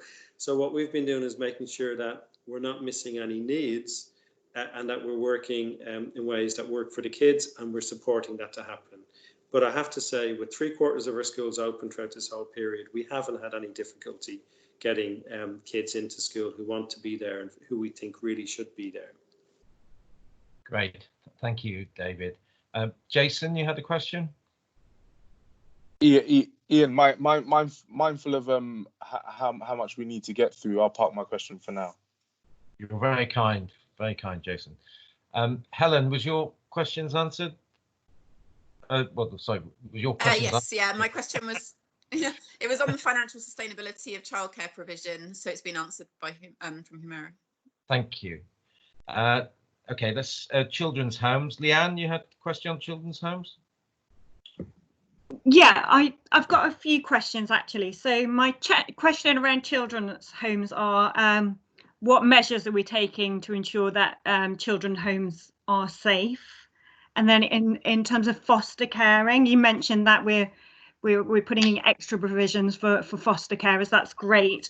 I'm just wondering about access to social workers during this time. And then my final question around children is about child abuse. So obviously social distancing measures heighten increased child abuse. So the majority of children who experience abuse are harmed by people who are close to them.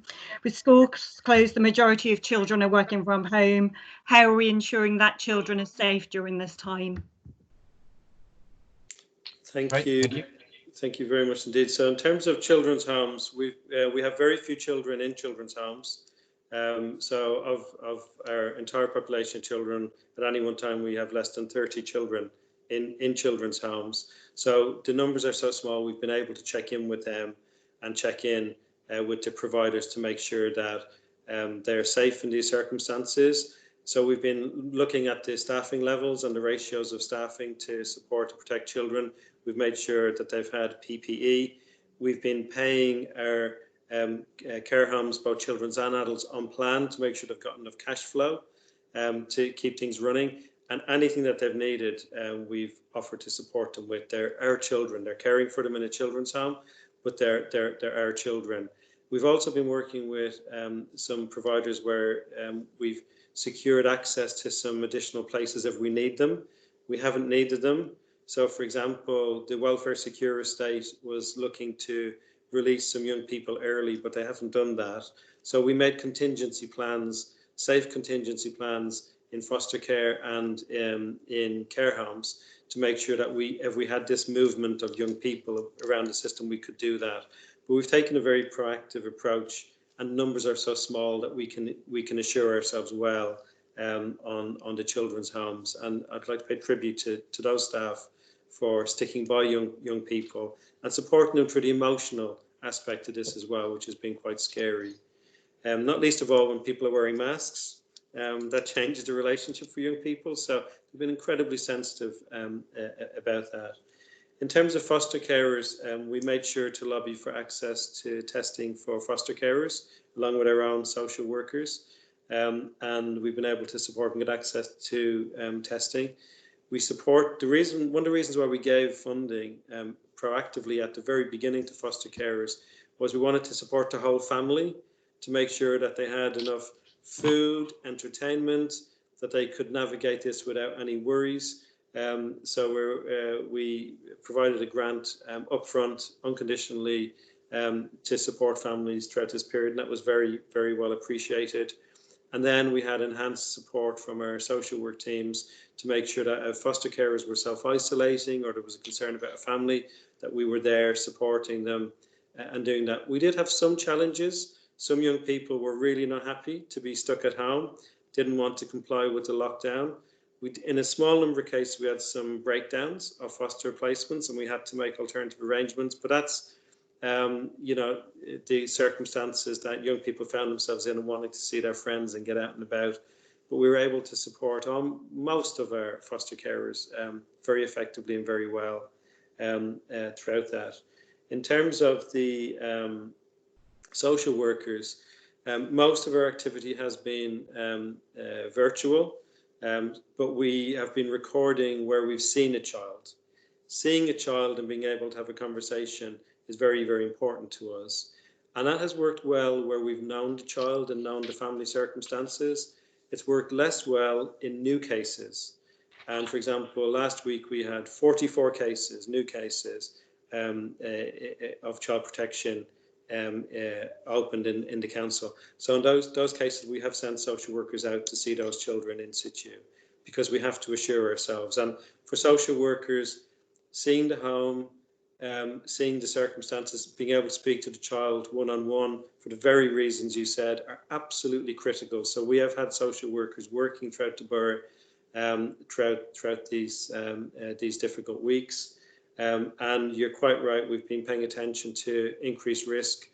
I do think we will get disclosures when this period has come to an end. It's the nature of child protection. And when children reconnect with people they feel safe to disclose to, we have to be ready for that. I'm delighted that the government has given additional funding to Childline and to NSPCC as another gateway. I mean, if folk go to Childline and NSPCC, they pass the referrals on to local authorities, so we get them. But there's no wrong front door here when it comes to child protection. And I do think we need to be prepared for an increase in activity, sadly, when this comes to an end. But we've been working with schools as well around online safety, tackling the risk of grooming, and encouraging social networks for young people. And I do hope that the NEST, the Young People's Mental Health Service, launching this week will be another avenue for some vulnerable children, because we know some vulnerable children are also at risk of difficulties during this time. So it's very, very much on our mind. And wherever we've had a concern about a child, that we've needed to reassure ourselves, we have followed up on that. Thank you. Thanks for your comprehensive response and thanks for all the work you're doing. Thank you. Okay, thank you. Jasmine, do you want to? Yeah, I'll be very, very quick because David's covered it. But I think, Leanne, your question's great because when you're looking at child protection, the first principles are the child at the centre of everything. And obviously, safeguarding is everybody's business. So if you apply social distancing to that, it doesn't work. And I just want to, I cannot thank David's team, well, David and his team enough really, because throughout all of this, and it's not over, You know, it's weird speaking about this now because it's continuing. COVID-19 is continuing. But, you know, we have had people at Sumner House, where our MASH is. We've had people at Queen's Road, the Yost Service, East Dulwich. You know, we've been finding ways of working around it, but we have been present. And I'm so thankful for that. Thank you. Excellent. Thank you. Thank you very much. I'm going to move on now. We're going to move on to the local economy and development side of things. Helen, I think you had a question on affordable housing, please. Yes, thank you, Chair. There have been some reports of developers who might want to scale back their affordable housing commitments on consented schemes as a result of the coronavirus outbreak. And I know that Planning Committee was addressing this in their meeting last week or earlier this week. I just wondered if you could give us a bit of an outline as to what the council is doing to ensure that there is no scaling back of affordable housing in new planned developments, and what the Planning Committee have agreed in order to secure that. Thank you. If I come back on that, thank you, Councillor Dennis. I think it's probably helpful to provide context in terms of what we're already doing as a borough, because I think we're going much further than, certainly if you look at neighbouring boroughs and indeed across London in terms of protecting affordable housing, we're going much further. So we have been one of the first London boroughs a few years back to both publish viability assessments and also ask for there to be an independent viability assessment, which is paid for by the developer, which we carry out, which ensures that, you know, the planning committee can rest assured that the figures that are being presented to them as a viability of the development are true and accurate. And that's really important. A really important tool to holding developers to account, and we will continue to use that tool to hold developers to account in the months and years to come. I think it's also important to look at viability assessments that they take price points over a long period of time. So whilst some developers will claim that you know, there's a specific downturn in the economy at the moment, the assessment and the figures that are used are over a longer period of time, and both sales values and return on rent are used over a long period of time. So we would be able to use that to also hold developers to account in respect of not trying to get around their commitments as well. And then, of course, we have our policies as well. We have both in our new Southwark plan a strong commitment to a minimum of 35%, and it's really important to recognise it's a minimum of 35%, and we'll continue to champion that. And of course, we've got the fast track policy as well, which encourages schemes to go above the 35% as well. But it's important to recognise that there is a downturn in the economy, and it leads me to my final point. And it's the way that national government responds to this. They have two options. They can support local councils with both the tools and resources and finance so we can build and rejuvenate our town centres, or they can take a different approach. And there's a rumour going around that they could introduce measures which would disproportionately affect the provision of the community benefits of new developments so that developers can build.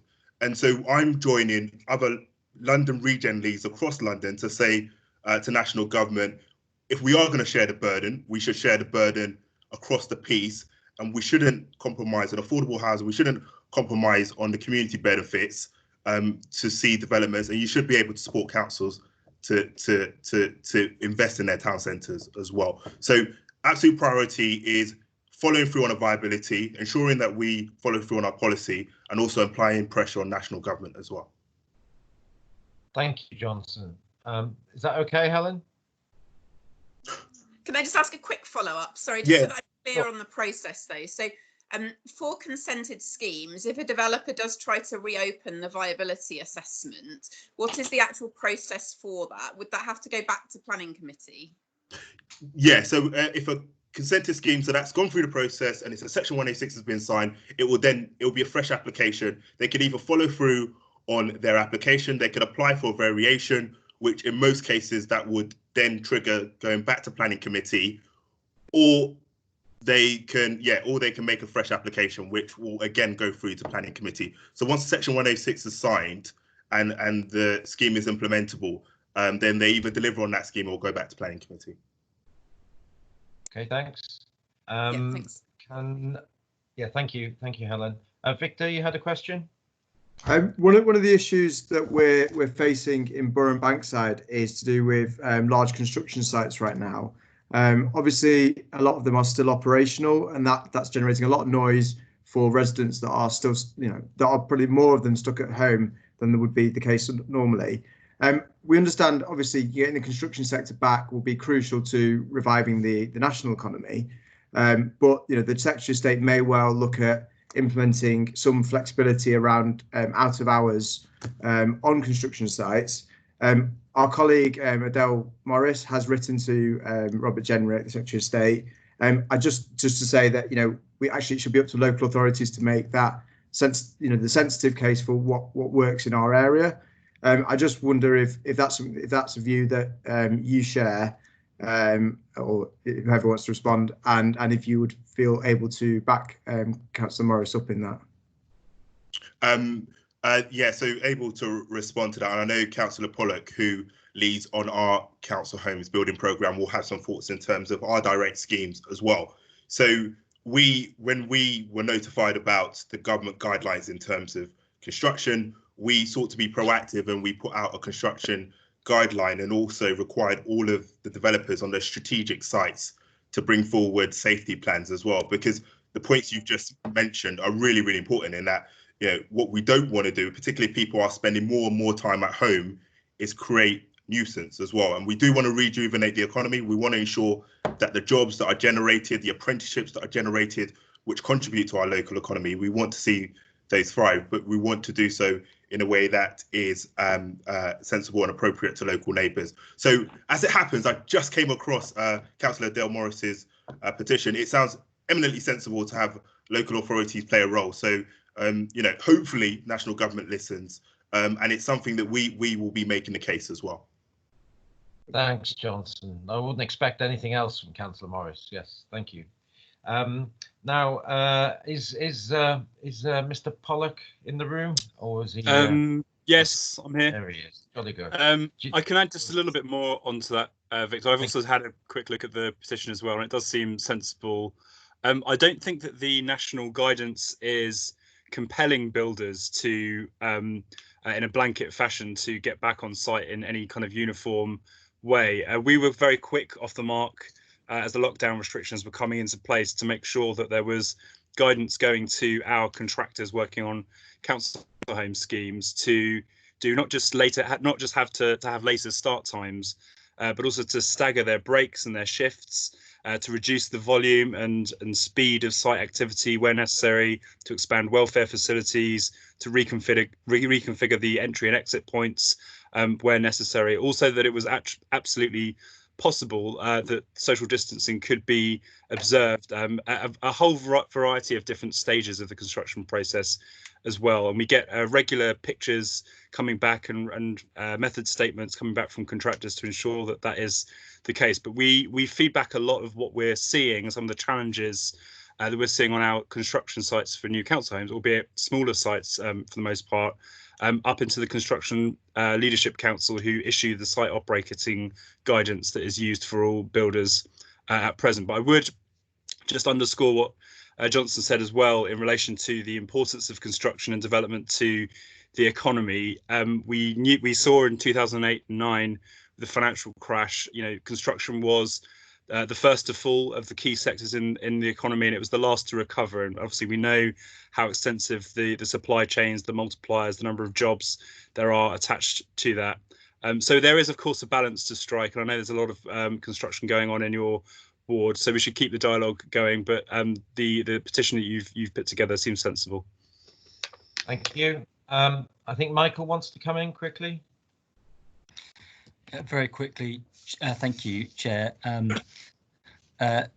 I just thought it might be worth saying that we have over 100 building sites in the borough that the council's involved with directly. That covers new build and, of course, major works. And it's really imperative that we get many of those, certainly the major works repairs, started as soon as we safely can do. On the question of reopening sites and safe working, Councillor Pollock has absolutely rightly talked about what we're demanding from contractors. It's not just the site safety issues, though. It's also we're asking to understand how the people working on the site will get to and from the site. So it's a rounded question that we are looking at. And finally, we are very mindful of the fact that for every £1 that is spent directly on construction, another £2.87, I think the research shows, goes back into the economy. And many of the people who benefit absolutely directly from those being opened are our local residents who work on those sites and our apprentices who are getting their first chances to get jobs on those sites. So we're keen to see them open. They must open safely. We want them to be opening in a sensitive way with residents, but we do get we really understand the value of that. Okay, great. Leo wants to come back on one point, please. Just one thing I forgot to add as well. I noticed the petition also made reference to the impact on residents. I just wanted to assure Councillor Chamberlain that part of our guidance as well is to ask contractors to really step up the resident liaison to share any details of noisy works so that residents who are living beside those construction sites, particularly those who are older, particularly those who are homeschooling their children, they can prepare around those construction sites, and there's a proper dialogue between site managers and residents to make sure that they're working around each other as best as possible. Great, thank you for that. Jason, you had a question? Very, very quickly. It was around social housing. As more and more people, I guess, struggle to find a decent and secure place to live, I guess building the much needed social housing will be vital support to supporting the Southwark community and the economic recovery.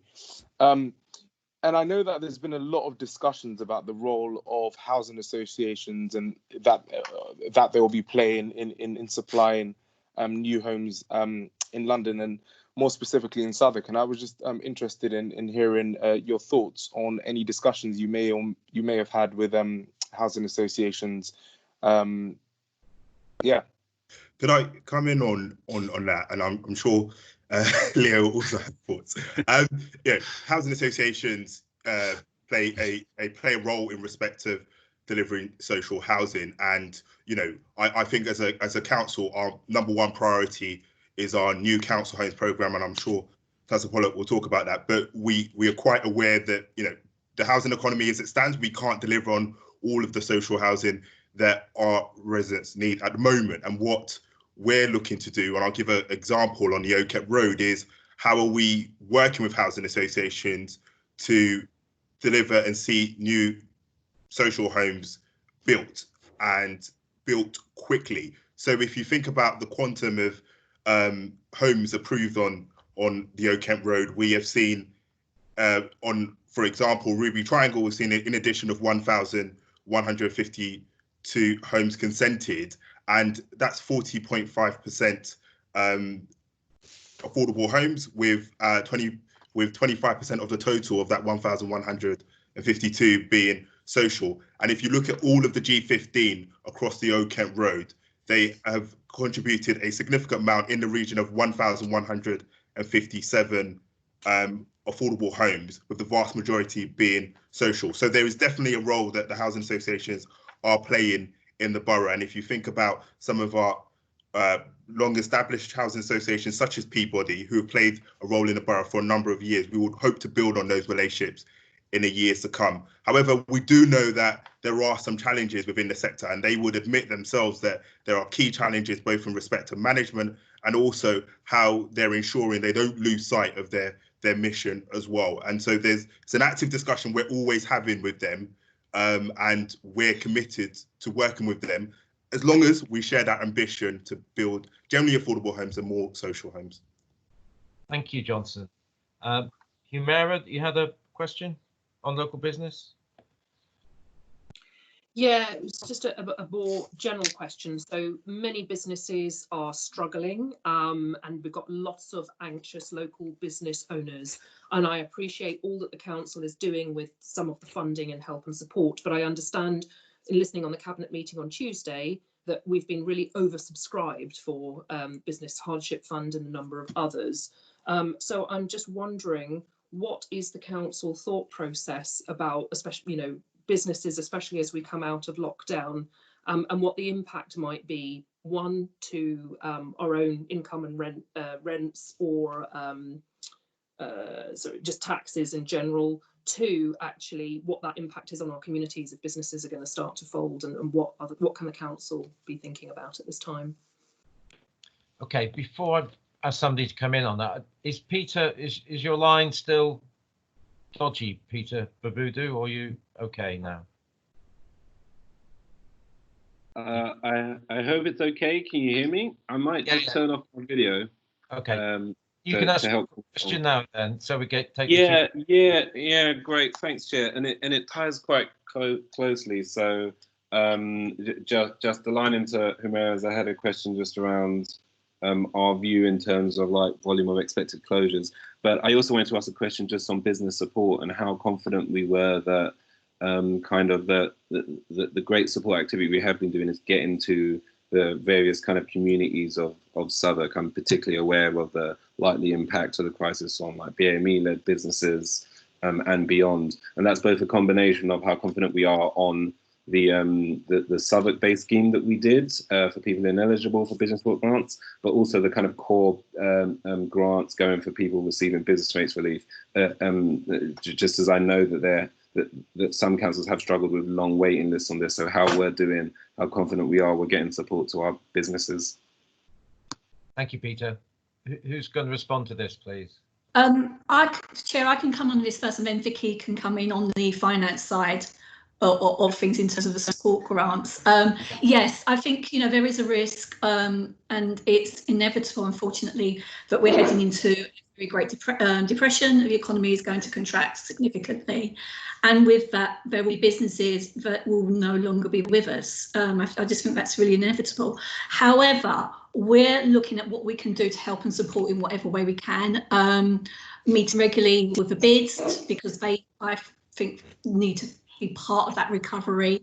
We had a meeting with the Business Forum this morning to look at what recovery I can role that the bid can play within that and supporting. We're still working with some of the business support networks like Big Local Works and Tree Shepherd around providing that support to small businesses as well. But I think the biggest risk I can see coming along, but further down the line, is when that government support is withdrawn. So when the furlough scheme is ended, that some of those businesses that are able to cope now, because 80% of their employees' wages are being covered by the government. Once that's withdrawn, that's when we're going to see the redundancies, that's when we're going to see job losses.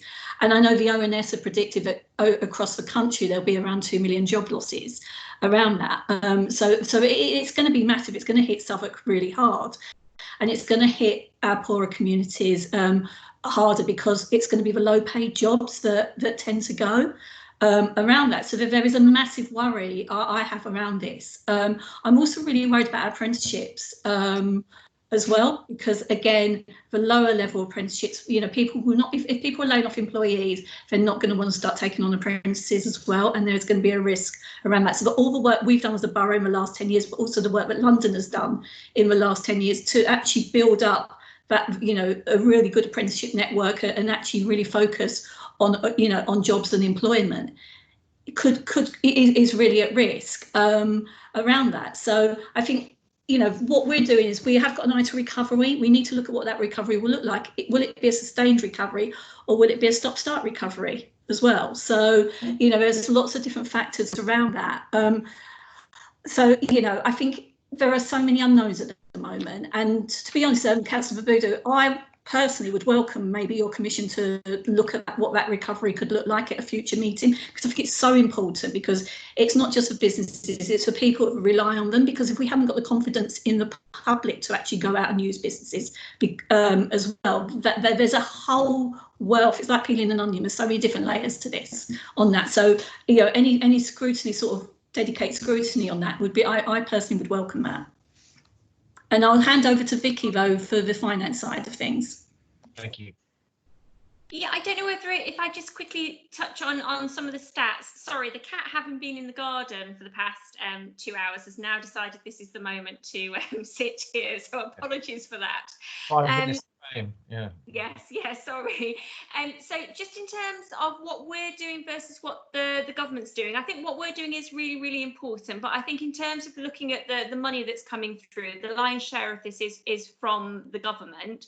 So, you know, we will be pushing out £66 million worth of money from the government's scheme versus the kind of £2 million of additional hardship money that we've done here. That doesn't mean that the 2 million that we did, you know, wasn't absolutely vital, but I think, you know, in terms of the thousands of businesses in Southwark who need support, I think that, you know, it dwarfs our capacity and the government needs to act. So we will be on about 58 million of that 66 million has now gone out the door, and we are continuing to kind of try, whether it's by email, phone, text, writing, to those businesses who are yet to respond to us to get the remaining money out. As Steph's already mentioned, the business hardship fund that we set up in addition to this was for those people who have maybe slipped through the gap. It's clear that actually the gap is pretty big. The next job for us will be deciding how we spend the additional government top-up money, which for us will be about £3.5 million. And that will go a little bit further in terms of kind of topping up. But I think it's clear that more money is needed. I mean, and when we move on to the finance section later in the report, and as Peter alluded to at the start of the meeting, the government's promise to do all it needed to do to support local economies has been, you know, they've stepped back from that. So I think there's a nervousness about what more we are able to do. But in the last few days, and as mentioned in the report, we have agreed to take a balanced approach in terms of our commercial property. So we have moved from offering rent deferments to offering some rent-free periods in our commercial properties for businesses that have a really reduced or inability to trade, for kind of businesses and shops that are maybe kind of key community kind of shops, have real social value in the location they're in. But of course, you know, by giving rent holidays, we estimate that will cost us at least £1 million each quarter. And on top of that, as you'll see from the report, even kind of based on deferment, about 75% of our commercial property income, you know, was not received in the kind of quarter that's we've just been through. Okay, the leader wants to say a quick word. That's okay. Well, it was just to reiterate that point about this is a government choice, really, Ian. We're in no doubt in London. The Mayor is establishing a London Recovery Board, and London councils are going to play a key role in that. And one of the work streams is going to be about reviving economy and business. And our argument is that councils have an absolutely key role in reviving our economy and business because of our intervention at the local level. Particularly, we've seen that in Southwark over the last decade. But we can't do that without a sound financial setting.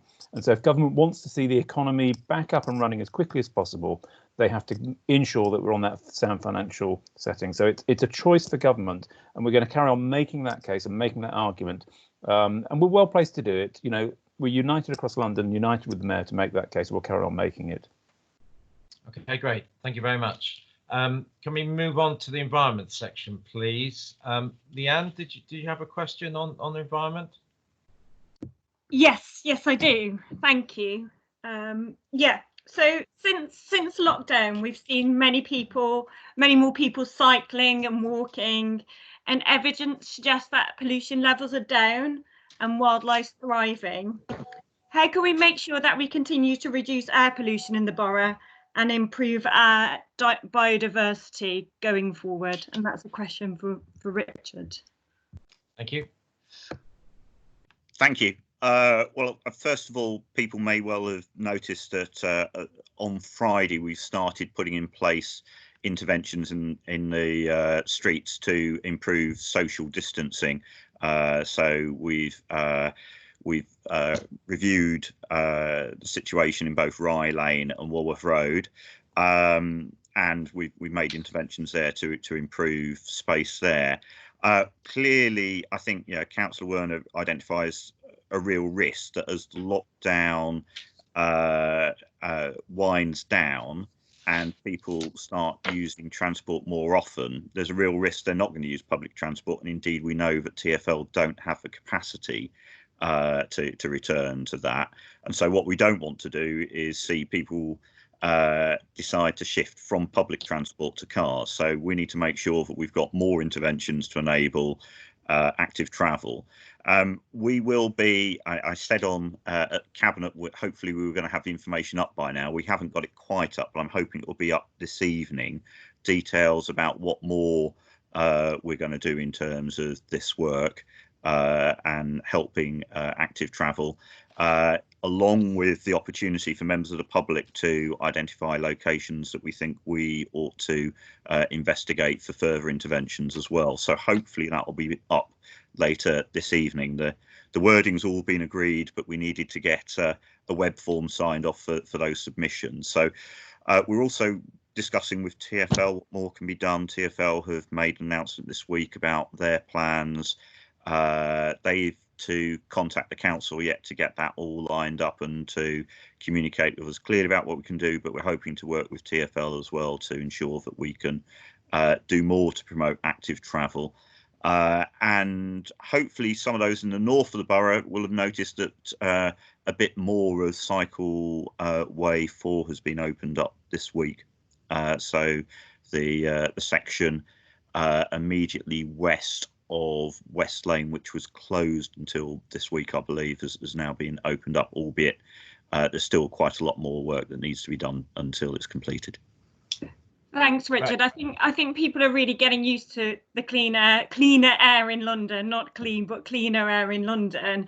And I've noticed that was reading in the news that sales of bikes have shot up. So it's how can we build on that momentum of people, getting on their bike, feeling safe on their bike, and having the space to cycle in cities. I think we really need to kind of build on this. I think the time is now to take bold approaches and interventions. Thanks. Yes, yeah, agreed. Thank you both. Victor, you've got a question? Yes, sorry, Chair. I think actually Leanne's point is really very strong, that this is really a golden opportunity to take bold action. We have 1950s levels of car use, significantly improved air quality, really starting to tackle the air quality crisis that we've got in Southwark. I think I appreciate what you said, Richard, in terms of where you have looked at addressing narrow pavements and stuff to try and increase, capacity to socially distance when we're out, and prioritise pedestrians and cyclists. It does feel slightly scattergun. It's not being done across the borough right now. And I wonder if there's a role for engaging ward councillors in where we could help to prioritise where areas, or identify areas where that sort of activity could take place. I also just wanted to ask a slightly separate question, but it's linked into seizing this opportunity. What are we going to do to open up roads to cyclists and pedestrians in the long term? So it's not necessarily about closing them off to cars, but it's opening up our highways and anywhere else that's potentially accessible to cyclists and pedestrians, so that we embed this culture that we've managed to create over the last few weeks. You're not clearly there. Can you questions? Hello, sorry. Hi, that? Sorry, did I break out? Can you whoever? Yeah. Okay, Victor, I could hear you. Okay, cool. So just in terms of the role of councillors, as I said, what we're hoping to get up today should give people, all members of the community, including councillors, the opportunity to feed through locations. I mentioned Walworth Road and Rye Lane as the first places where we've intervened, but they certainly won't be the others, the only ones. There are others that we will be rolling out as we go forward. But those are the places where we clearly had huge problems of lots of people trying to queue outside shops and narrowing pavements, and that creating huge problems for social distancing. So those seemed like the really urgent places to intervene, but they're by no means the only places. There'll be places across the borough where we need to do things. We're setting out on our website what the key principles of that are. So hopefully it won't be a scattergun approach. It is very much based on key principles to make sure we get this right. And I certainly agree that longer term we need to be embedding the experiences over the last few weeks in terms of where we're going in terms of improving air quality, and it goes back to Councillor Werner's point. And we know that if we are trying to improve air quality and therefore trying to get people to use cars less, that public transport is going to be less of a part of that equation than we thought before this emergency, and therefore we need to be looking at how we can promote active travel far more effectively. And so that certainly does include what more can we do to help cyclists, what more can we do to improve the experience of pedestrians, and so we'll continue to work on that. Okay, great, thank you, Richard. Jane's requested a 5-minute break. I mean, I know we've been going, was it 2.5 hours? But I'd like to finish the public health section first, because we've got a couple of questions on that. I'll take Alice first and then Humera on this. So Alice, please. Thanks. And obviously, I guess public health is at the heart of this. And I actually had, I guess, 2 questions. The report refers to kind of health inequalities, and we've touched on that quite a lot. And, the new ONS data that's come out today is quite devastating. And it's just understanding if there is kind of, how will we take forward that work, and what kind of data and information are we able to kind of collect ourselves at a local level, or the flow of communication through on that area.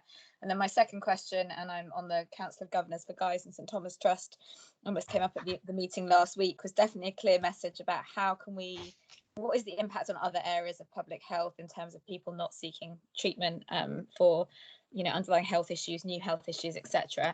And just in terms of the council strategy around how we can help get that message out and address it both in the short term and long term, would be good just to get some insight on that area.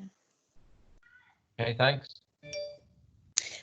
Thank you, Alice. I mean, this is really 2 important questions you've asked. With regards to the disproportionate impact, I mean, the ONS report today clearly was quite stark, and it made clear links between the high mortality rate in BME groups, and what it did identify, and I think something that we all know, are the various factors, which would be socioeconomic factor, geography, and obviously underlying health issues that we know can be a factor. But I think the most important thing about this for me is that this is now opening up discussions that we should have been having for a long time. I've always said this. I think what COVID has just done is just expose an existing inequalities that we've had in our communities for a long time. Now is a time for us to grapple with the data that's coming through and look at what we can do about it. But there is a grey area about this. I mean, the ONS report, when they kind of adjusted all elements, there was still some factors that they couldn't explain why BME communities were at higher risk, apart from all the things I've said. So there's still number crunching, they're still looking at data. And I think it's important for us to, to continue to have this discussion and see how we can support our communities going forward. The national review, I know our former director of public health, Kevin Fenton, is leading on it. So, I mean, we've got a great link in there, and we'll be working with them to kind of gather more information. There's 2 ways of collecting data. We have the trust data, which is, is not as accurate because you can, the information on death is only on age and gender, and you have the ONS data, which is has more nuances and more information, but we have, I think, 2 weeks lag on that.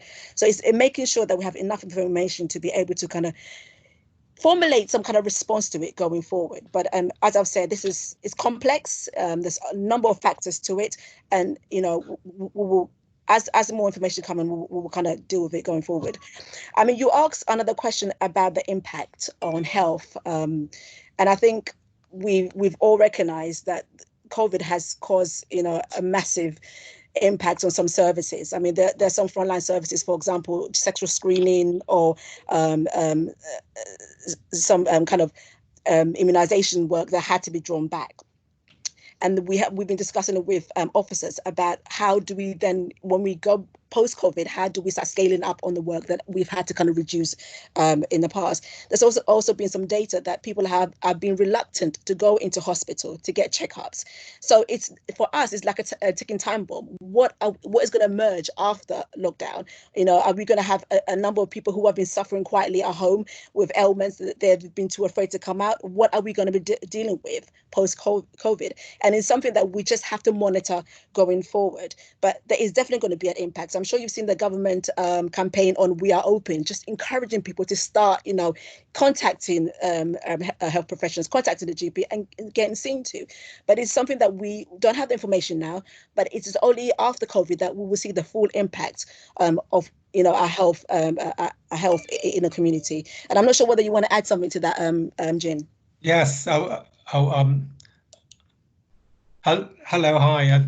Thank you for highlighting the ONS report. I think it's incredibly timely because we have been in negotiations with our local health trusts as well for improved data and more timely data. I mean, part of the difficulties with mortality coding is that the death certification process doesn't include coding for ethnicity. And what ONS and only ONS is able to do is to do that sort of linking of data sets with the census information. And it has started telling or reinforcing the story that we do know, that some communities are disproportionately affected. I think it's very, very clear and it's useful. I think as a follow-up, we certainly need to work with our NHS trusts and the CCG in terms of getting better data. We've started that negotiation process to do that.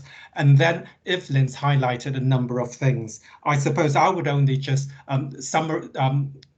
summarize. I think that there is almost 4 sorts of strands of work. Clearly, there is something about the wider social determinants and to look at that and to think about how we address deprivation and poverty and how that affects some communities more than others. There is something about improving detection and management of common conditions. We know that the common conditions is a very, very strong factor. So there's something there about awareness raising. There's also something there about looking at how we can promote the messaging to different communities in terms of turning up for screening type services. Some of the screening services that Evelyn's mentioned has actually stopped, and there's something about how we scale them up again. So they would be things like cancer screening. There would be things like even our own health checks program that we run in the council that has been very successful, as well as we've started that digital component, which we should be able to scale up during this COVID period and after the COVID period. And that would help detect the very common conditions like diabetes and hypertension. And then I think that there is something about looking at access to services and health services. And again, we will be working with our CCG colleagues to look at their restoration plan and how they start taking that into account, the different needs of all the communities. And I'll stop there. That's great. Thanks, Jen. Humera, do you want to ask your question now, please? Hi, yeah, just a quick question, really. So in the recommendations, it talks about a humanitarian assistance steering group, which has been referenced earlier on in this meeting. Could I ask someone to tell me a bit more about what the purpose of this group is, what it will be focused on, and some of the key topics that it's currently discussing, please? Okay. This will be something for DT to answer. Yeah, so the Humanitarian Assistance Steering Group is part of the London Resilience Planning. So whenever there's a significant incident or event, as part of that response, we can stand up the Humanitarian Assistance Steering Group. So, for example, we stood up the group last time when we had the terrorist attack in 2017 to look at the needs of the community in response to that incident and how we would meet them.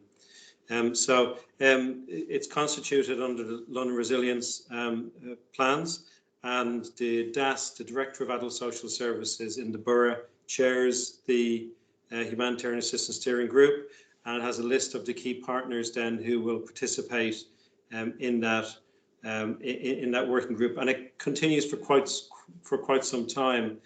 So we are constituting that group. We'll invite our key partners. We'll undertake our needs assessment. We'll plan and then deliver services to meet those humanitarian needs. And then we've committed in the Cabinet report early this week to return to Cabinet with a report on our work. Great, thank you. What I intend to do is, if there's no more questions on the environment and leisure section now, we'll take a 5-minute break and then come back for the finance and governance. Is that okay? Chair, could I just ask that all members turn their mics off and their cameras? Okay, all right. So, sorry? Chair? Yes? Chair, I'm going to have some difficulty if we're not going to carry on now. And I don't know if people also plan to pause or finish in time for the clap for carers.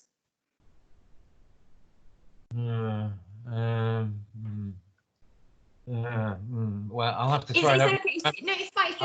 I've obviously sat on the call for kind of nearly 2 3/4 hours, but I do have to put my children to bed at some point. I'm sorry. Sure. No, I understand that. Well, should we keep? I mean, obviously James requested this. Should we keep going for another 10 minutes or so, and then we'll take a break for the clap? Yes, we'll say we'll finish at 5 to 8, and then we'll take a 10-minute break. Would that be okay? Sounds very sensible. Thank you. Yes, very sensible. Okay. Thank you. No, my pleasure. Let's move on to finance then, and Alice, did you have any questions on finance, on the finance and governance?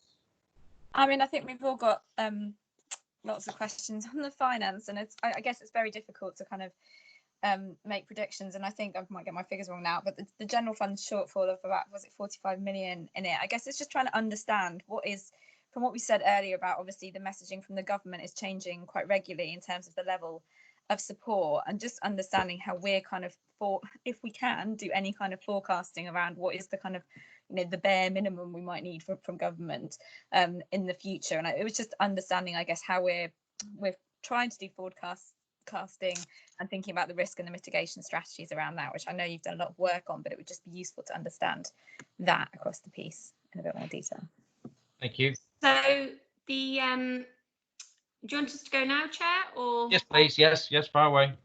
So the 45 million figure comes from a return that we did, which has been, kind of our forecasting to date for MHCLG, and we are due to do another return, like all other councils, next week. So that takes into account the 19.9 million we've now had from government to cover the additional costs associated with COVID-19, and also takes account of the additional hardship, which I think is about 3.4 million, much of which will be passported directly out to people who are in receipt of CTRS. So at this stage, we're estimating that the additional costs, the lost income, and also kind of the impact of the kind of a growth in need of welfare, and also the inability to deliver some of our proposed savings and efficiencies for 2021 would kind of total kind of in excess of 65 million. And so at this stage, we're saying there's a predicted 45 million pound shortfall. I think the difficulty is that that piece of work was done based on kind of at about 4 weeks into lockdown, and it's very difficult to predict exactly what costs are going to be and what lost income is going to be. I mean, we're due to do another return next week. Work has already started on that. Duncan might want to add to this. I think some of our predicted costs may have come slightly down, but equally some of our fears over lost income might increase. I think the frustrating thing in terms of what government said is what they now seem to be saying is they will just pay for any additional costs associated with COVID-19, and that they are not planning to compensate us for lost income. And I think, you know, kind of whether, you know, whatever the colour of your council, and whatever your kind of setup in terms of kind of whether you're slightly more or less dependent on government grant, exactly what services you deliver. I think particularly in terms of business rates and council tax, some kind of guarantee from government to cover the lost income in those two areas really is required going forward. And, you know, depending on what other questions come up, I can go into more detail on that. But I really do think that councils will very much struggle if we are trying to plan a budget next year without some kind of government backing or government guarantee for those two pots of money. Great, thank you. Duncan, did you want to say anything? Not really, Ian, other than to repeat pretty much everything that Vicky said. There is at the moment a thirst to understand what this crisis is going to cost each local authority. And we've got to remember we're only, 6 weeks into lockdown, and we're only 4 weeks into this financial year. The one thing is for certain, there will be significant losses of income, and we have no idea at the moment how quickly those revenue streams will return, if at all.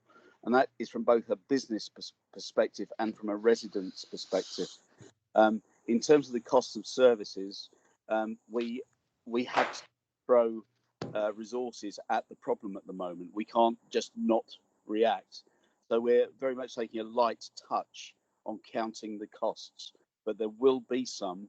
I think, as Vicky mentioned, one of those costs will be the difficulty that we will have in delivering the savings targets that we've already set ourselves for this year while we're dealing with other matters.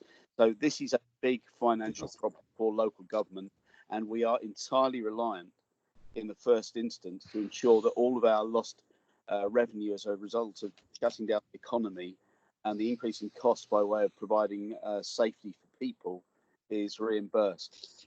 I don't think that will happen, but we've got to make the best case that we possibly can to get every penny back, and that's a job that is only just beginning today, really. Okay, thank you. Where was I now? Peter Babuda, have you got a question? Late financial questions at all? Is he there? Is he gone? No. Okay, Jane, do you want to come in? Thank you, Chair. Yes, it's always been a source of deep distress how governments have dismissed the work of local councils and just gone on draining us. And Vicky, I know that you and Duncan do your absolute best, but I did hear Peter say something about all London councils are trying to talk to central government about the fact that they're highly likely to put all of the local councils into a terrible position, because how could anyone predict this? Is Peter still there? Can I just understand what we're going to try and do? Or is it all finance officers, directors are going to go to local government and say, look, you can't do this to us anymore? I know you do that anyway, but this is just beyond what can be managed. I mean, it's a local government association, it's London councils, it's with the mayor as well. Everyone is joined up in making these representations to government, particularly, as I say, on the basis of what the housing secretary and community secretary told us at the outset of this crisis, which was effectively spend now, we'll see you right in due course. And that's just not been the case. And, I think if government came to us and said we need to have a conversation, or they said at the outset, we need to have a conversation about how we share this burden, then that would have been one thing, but that wasn't what was said. That's the conversation that I think they're trying to tee up now. But you will know, Jane, that when our unallocated reserves are only £20 million, there's still a shortfall. Government are looking at our capital, aren't they? And they are looking at reserves, and that has risen in conversations again. But this is all of local government will be making this case. I can assure you that there are authorities in far worse financial situations than us as we're going into this. But we will still be making the case. Absolutely. And I think if we think about kind of some of the key areas that we need to be spending money on, I mean, government may argue the toss about, kind of what the right thing to do is on libraries or not, as we've seen over the last 10 years. But it's absolutely clear that social care cannot be funded by sticking plasters each year, and that has been exposed to this. It's absolutely clear that public health needs proper investment. It cannot be cut again and again and again, and it needs additional funding because of the things that have been exposed in terms of health inequalities here. Government absolutely needs local councils to be investing and supporting employment support, which is not a statutory service. We don't need to be doing it, but of course we must do it. So I do think that we obviously need to kind of work with government. They're struggling with this too. It's unprecedented, but I do think that if they fail to fund local councils, the very things that will help us get out of this crisis and will help prevent such a crisis happening again, will not be supported if they leave us unfunded. Okay, thank you. If there's no more questions on finance, I can move on to housing now. Jason, you wanted a question on housing?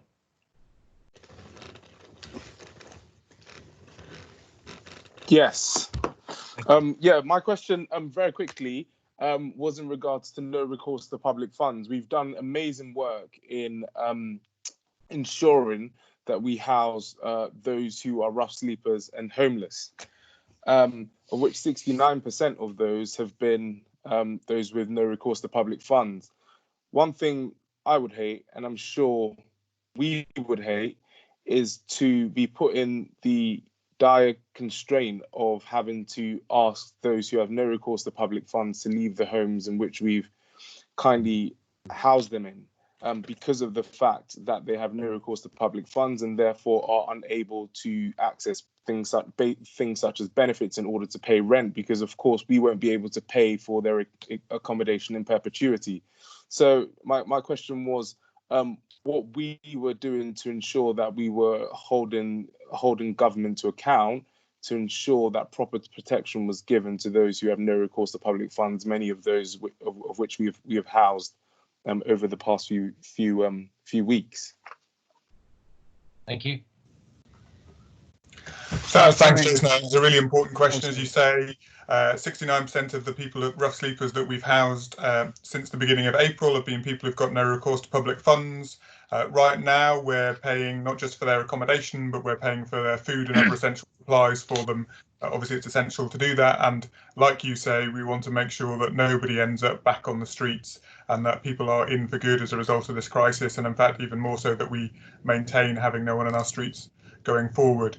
For those people who are not able to claim benefits at the moment, roughly half are European Union nationals, and roughly half are from the rest of the world and have got no recourse to public funds for various reasons. Important to say on that includes lots of people who've been working in the UK for a long time, but because they're now out of work and they're now without a home, they can't fall back on the national safety net. We are lobbying very hard with crisis, shelter, all local councils to try and get the government to commit to saying that those people will be able to claim benefits going forwards. There does seem to be some movement in government. I understand Dame Louise Casey, who's leading this effort directly in government, is beginning to warm to the fact that that is a solution that we need, and we'll continue to push them on that because for all the reasons you say, this is about, for some people, this will be about the permanent way that their housing costs are covered in perpetuity. So we need to make sure there is a permanent solution for them. Thank you, Kieran. I'm conscious of the time. We can probably get one more quick question in. Is Peter back on the line now? Peter Babudu? Hi, Chair. Yes, sorry, I appear to be having periodic sound issues. Okay. No. I had a follow-up. I don't have any in this section. I'm happy to put it in the chat if that's most helpful. Well, it needs to be raised, so do it quickly now so we get it out of the way, please. Great. It was just understanding with our kind of finance efforts to get out grants to businesses, like how many outstanding applications we have, just because I've heard anecdotally of businesses having long waits to hear about their grants. So I just wanted to check like how many outstanding of those we have. Okay. So in terms of applications, I think probably for the last week we have had effectively no outstanding applications. So all of the backlog is cleared. We were getting, maybe about 6 to 10 applications in each day, and they were being processed that day. Just to be clear, I mean, payment would not be instant, partly because payment is through back, so it would take maybe 3 or 4 days to arrive. But in addition to that, the government guidelines are quite clear about some of the checks that we need to be doing to make sure that, even in these times, there's not fraudulent behaviour going on. So, it would take some time to do some of those checks. But effectively, there is no backlog, and everything that's coming in is being instantly processed. I think, earlier on in the piece, there was definitely a backlog, but, I mean, Duncan might be able to give more details, but I think pretty much for the first 4 or 5 weeks of lockdown, the business rate team were working all hours, including weekends. So I think that, there was a huge amount of effort done to try and get applications through. What we do have remaining now is I think we've got about £8 million worth of grants that still need to be paid out, and that is because businesses are not making contact with us to provide us with bank details.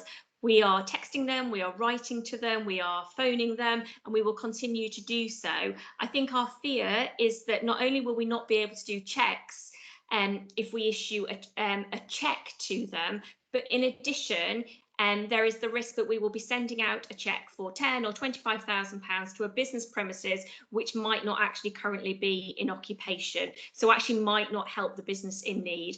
So at this stage, unlike other local authorities, we've got about £8 million worth of grants that still need to go out, but it's a case of getting that contact with the businesses that need them. As actually some businesses are still unaware that they are eligible for these grants at all. Okay, thank you. Perhaps one more quick, I know Gavin's going back to housing. We got a quick question on repairs, Gavin? Yeah, I'll be really quick because I know we're pushed for time. So in paragraph 99 of the report, it makes reference to the fact that we're still delivering on emergency and urgent repairs, which is clearly very important. I'm just wondering if the Cabinet member, I'll let you choose who wants to answer, could tell me a little bit more about how emergency and urgent is being defined.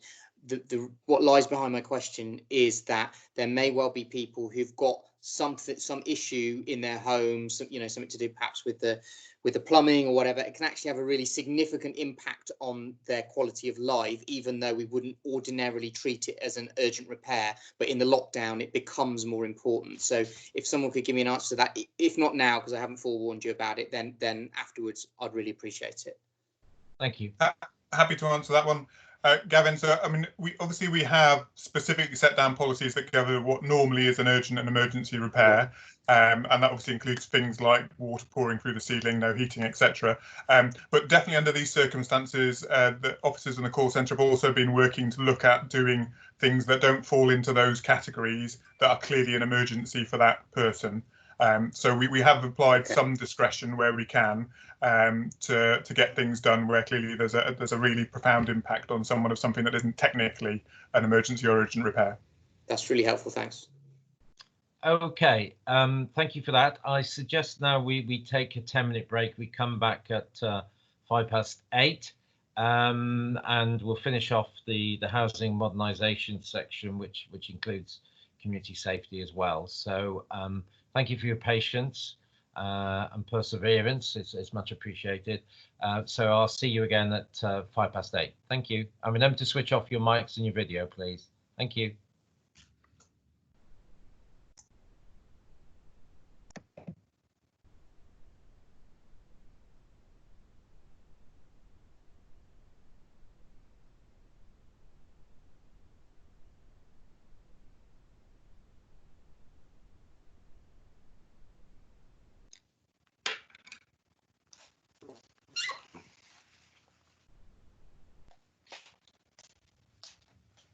Bloody drink.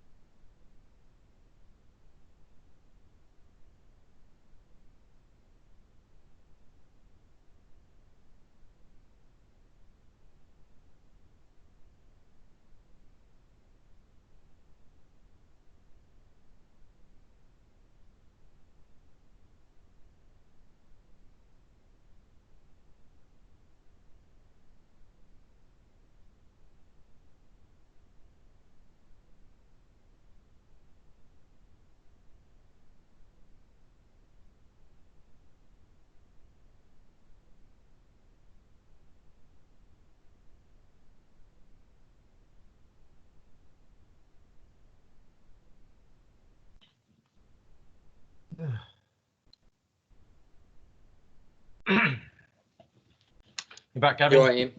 Yeah. Yeah. Early bird. I had to get away because they made a right old racket outside, bashing and. Oh, Alison gets the saucepans, and I'm standing next to her. I'm deaf at the end of it.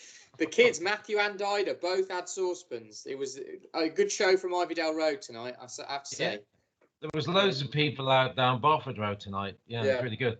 I think Yeah. we'll have a whole orchestra by the time we finish. Well, I did threaten to take my guitar out, and the kids vetoed that for some reason. They didn't seem to think that was a very good idea. We had loads of saucepans in our, because we've got this big massive communal garden. So everyone's on their balconies or in their own little garden. Yeah, loads of saucepans and that Very as well, good. yeah. How do you, Steph, how do you know, I've seen a couple of people Yes. blur Right, their so background. Yes, if you're on a laptop, Yeah. you've got on the toolbar thing, you've got these 3 little dots. It says more actions. I mean, you can change it, and you can have loads of different backgrounds. Right. I did a blurred one, but you can have like balloons and things as well. I'm on the iPad, so not Yeah, you laptop, can't do it on the iPad. Can't you? No. Okay. All right, that's what, oh well, we have to stick with the boring view of my bedroom then. Oh, I've seen the whole of your house, I think, between you and Vicky on dialing. Vicky had the kids' pictures behind her, so she had a better kind of view than me. It's a bit boring here. Well, Anyway. I'm relegated to the kitchen from my office. Well, the boys wouldn't dare come in